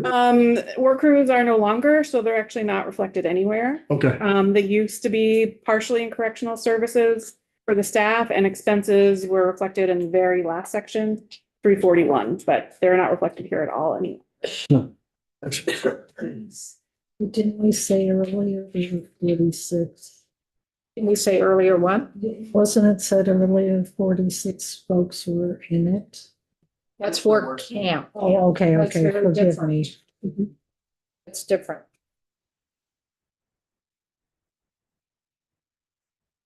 Okay, 339. This is the out-of-state beds appropriation. There's no staff here. It all goes directly towards the contract for our out-of-state facility. No increase here or decrease, remains steady at the 4.1 million. That's for Mississippi. Correct. Many beds is the contract for? The contract has capacity up to 250, I think. We don't fill those beds. We're only budgeted for about 137. It is a mix of general population beds and MAT beds. Each one has its own per diem rate, MAT being a little bit higher. So the 4.1 million is budgeted for how many beds? It's about 137, depending on the mix of folks that are there, if they're utilizing a general population bed or an MAT bed. So if we were to go up to 250, the 4.1 only covers 137 beds. If we have a spike, say in October or September, that you need to go up to 200 beds.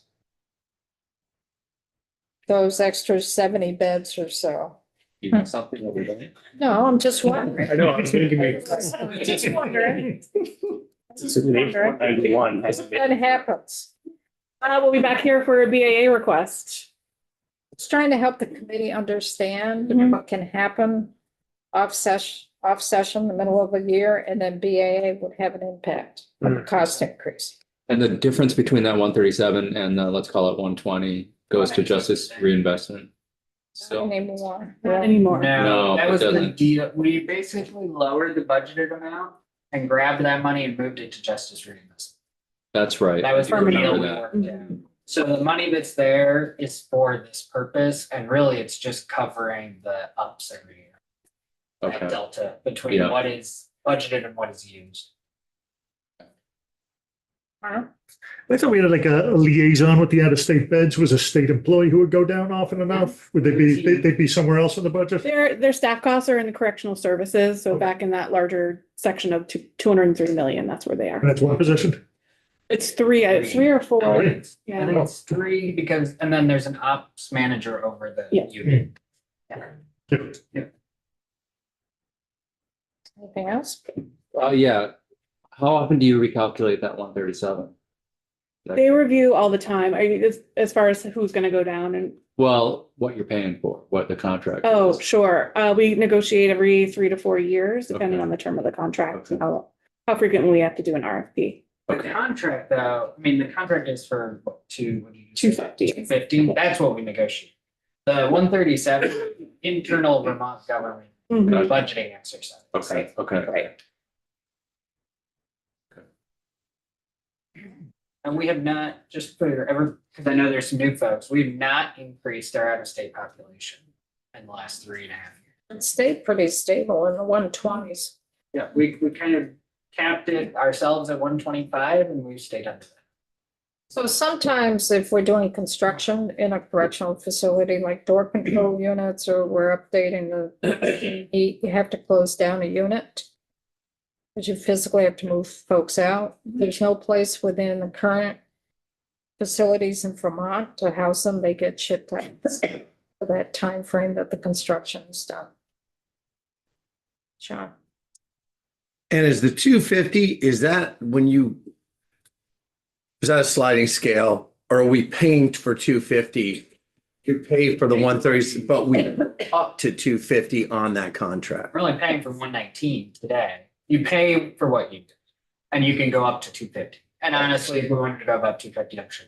Okay, gotcha. So the 4.1 million is based on 137 beds. Gotcha. Okay. Okay, Yes. so if we only use 120 beds, at the end of the year, there'll be a savings. Great. That will then probably just roll over for the next. I have a question. It's Okay. just because you mentioned transporting.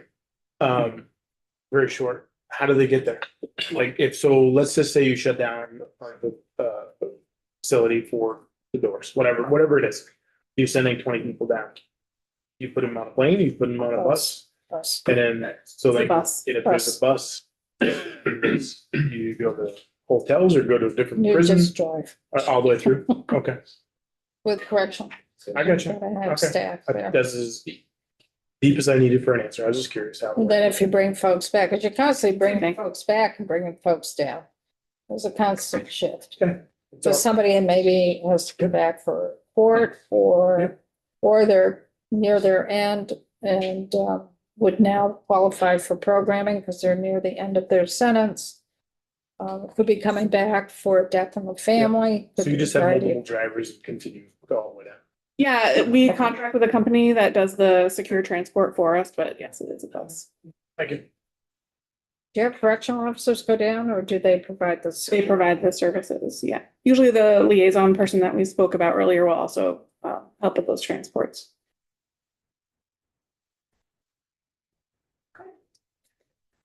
Next section, B 340, this is the Correctional Facilities Recreation Fund. It has 6 staff in it. And that falls under the SF, the special fund category. So this is funded through commissions from commissary sales. That's how the positions are funded, as well as any other activities for the folks incarcerated. And any related staff expenses. I wasn't sure if you had a question there or not. So this is spending authority. You're not actually giving money, but it's giving us spending authority within that revolving fund. So commissary is, well, Anything they can buy from our commissary provider.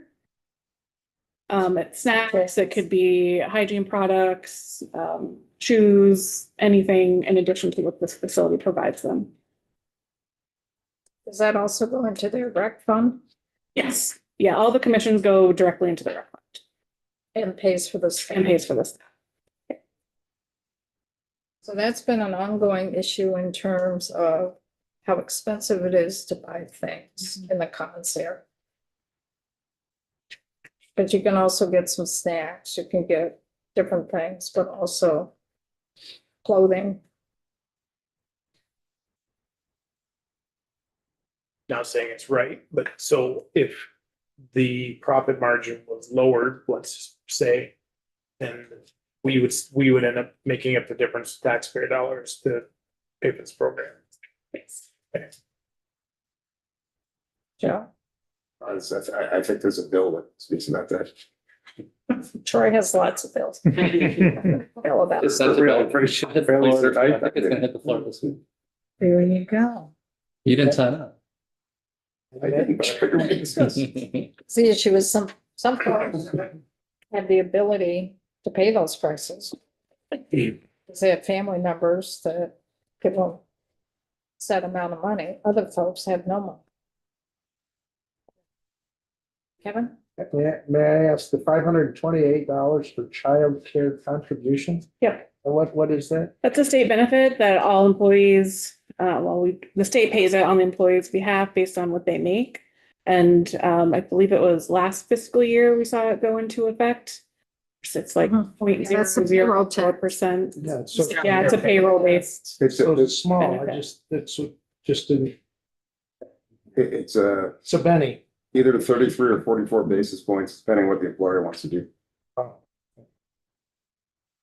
Do we pick it up fully or does the employee also pick up the I 1%? don't believe the employee pays. I think So 30 state payroll tax. 0.003. But it's Yeah, it's 0.44. pretty. It's 0.44 and the employee can pay, I believe. 0.11. Yeah, They could pay 0.11. and then the employer pays the 0.33. It's the employer's discretion. That's the way the law is currently written. So you pay the 0.003 No, 0.44. or the 4. 0.44. We pay the whole thing. Right. That's not decided by DOC. State, Right. state. Yes. Policy. Yes. It's your fault.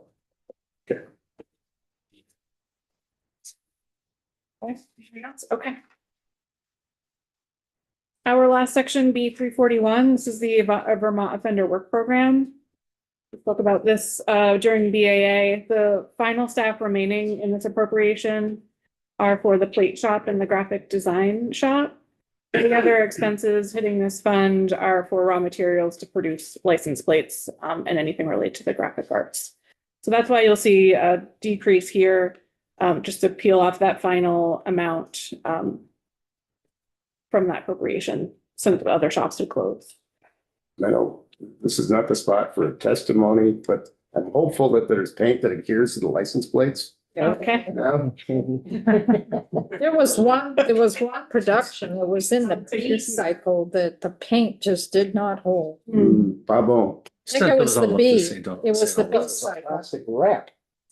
That looks like it, yeah. Yeah. Whatever it is, It's the a- green material. License plates with the B. sticks to the plate. With all the Bs. The green Yeah, didn't they're all hold. silver. Yeah.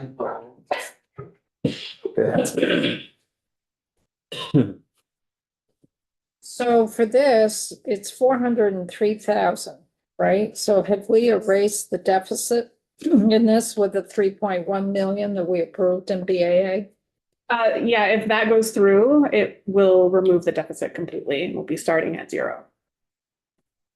Then we can figure out how we move forward with the language that we put in place, recommended.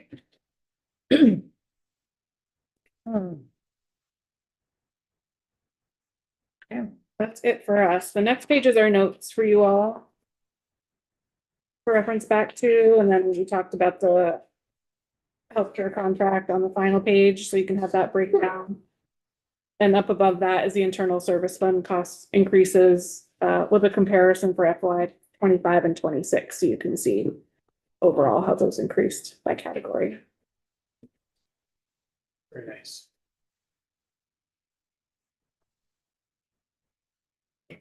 Questions? So, our liaisons to Appropriations Committee for Corrections, you have Kevin and Sean, so the biggie, I believe, is just the 300,000, unless I'm missing something.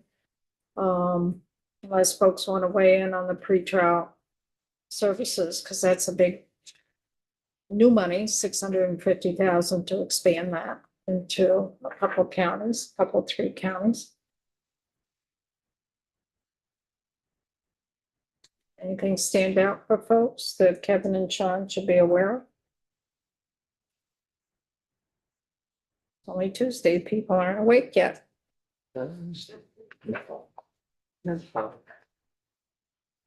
Connor? I don't want to throw a grenade because I think we should have more testimony on this, but just There's plenty of grenades that have been thrown. So I haven't thrown one. yeah, sort of the ICE contract, I am going to be interested in just with the federal movement, how that's impacting our contract with the state here and whether that's increasing.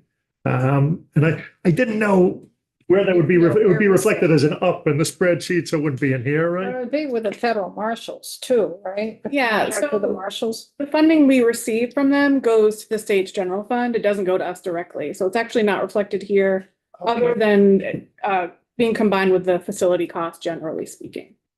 Gotcha. So it's sort of separate from this, but so that's why you don't really see it called out. Would you negotiate this, or does the administration negotiate with the federal marshals? Because this is all part of the federal marshals. It is, yeah, we haven't had a per diem rate increase in 11 or 12 years, I think, at this point. So we are working with them to negotiate a cost. How much? I have to say, there's not a lot of negotiation. Yeah. It's set by the federal government. They tell you what the rate is. Yeah. We push them as hard as we can. We have probably the highest rate in the country, but How much do we get paid per bed, per day?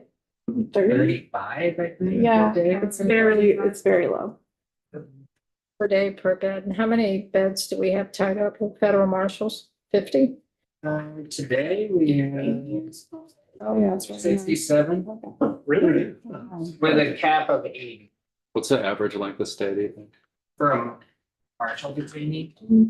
Could be 3 years. You figure it out. It's long. Federal criminal processes take longer than, well, say that with caveat of currently in Vermont, we're a little backlogged, but federal criminal matters take longer than state. No, there's Vermonters that are charged with federal. Like a big. Yeah, it's. Yeah. But our daily bed cost in state is somewhere in the low 300s, the average median. For federal though? No, this is anybody. Oh, If it costs 107 grand a year, I think it's a number. It's on $135. no, our actual in-state cost is 299 per person per day. Medicaid's not been your whole Dr. Bill either. It's just 7 beds rule. Except, it's so. So obviously you want that cap to be negotiated as low as possible, Well, or maybe you can't. I mean, I think the thing to remember is these are Vermonters who are arrested in Vermont, who are gonna stand trial in Vermont. And if we don't house them, they're shipped off to New York City or further, because there are no federal detention facilities in Northeast, so. We're doing it basically as a way to help the federal government keep Vermonters facing Vermont crimes in Vermont close to where they're gonna be adjudicated.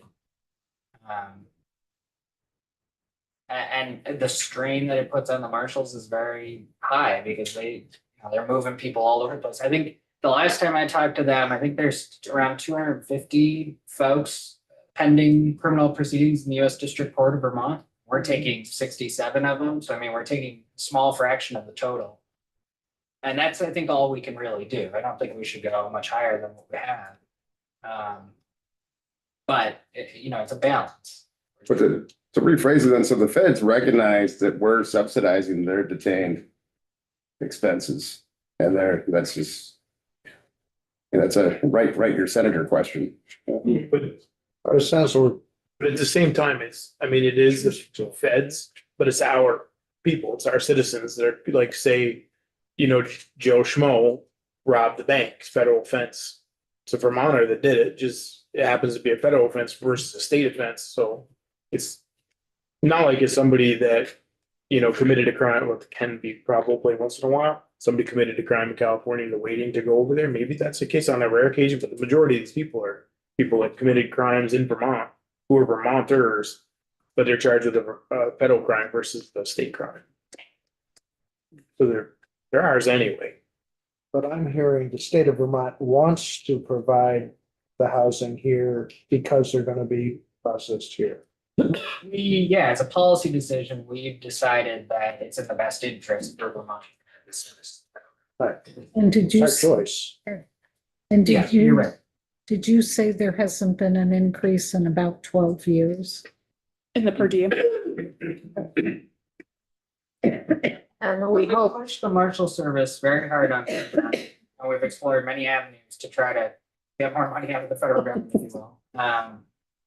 we may get less. We don't know what's ahead. Or requirements may change. We don't know what's ahead. But we've had a contract with the federal marshals for a long time. Well, thank you. And I didn't mean to sidetrack this whole conversation. Welcome to corrections. There's lots of layers to it. It is not as we perceive it on the outside.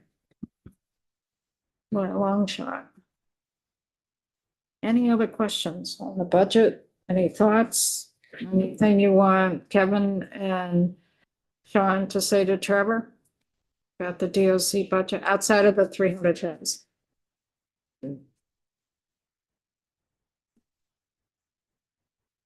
Yeah. Thank you. Thank you. Thank you very much. Thank you. Good presentation.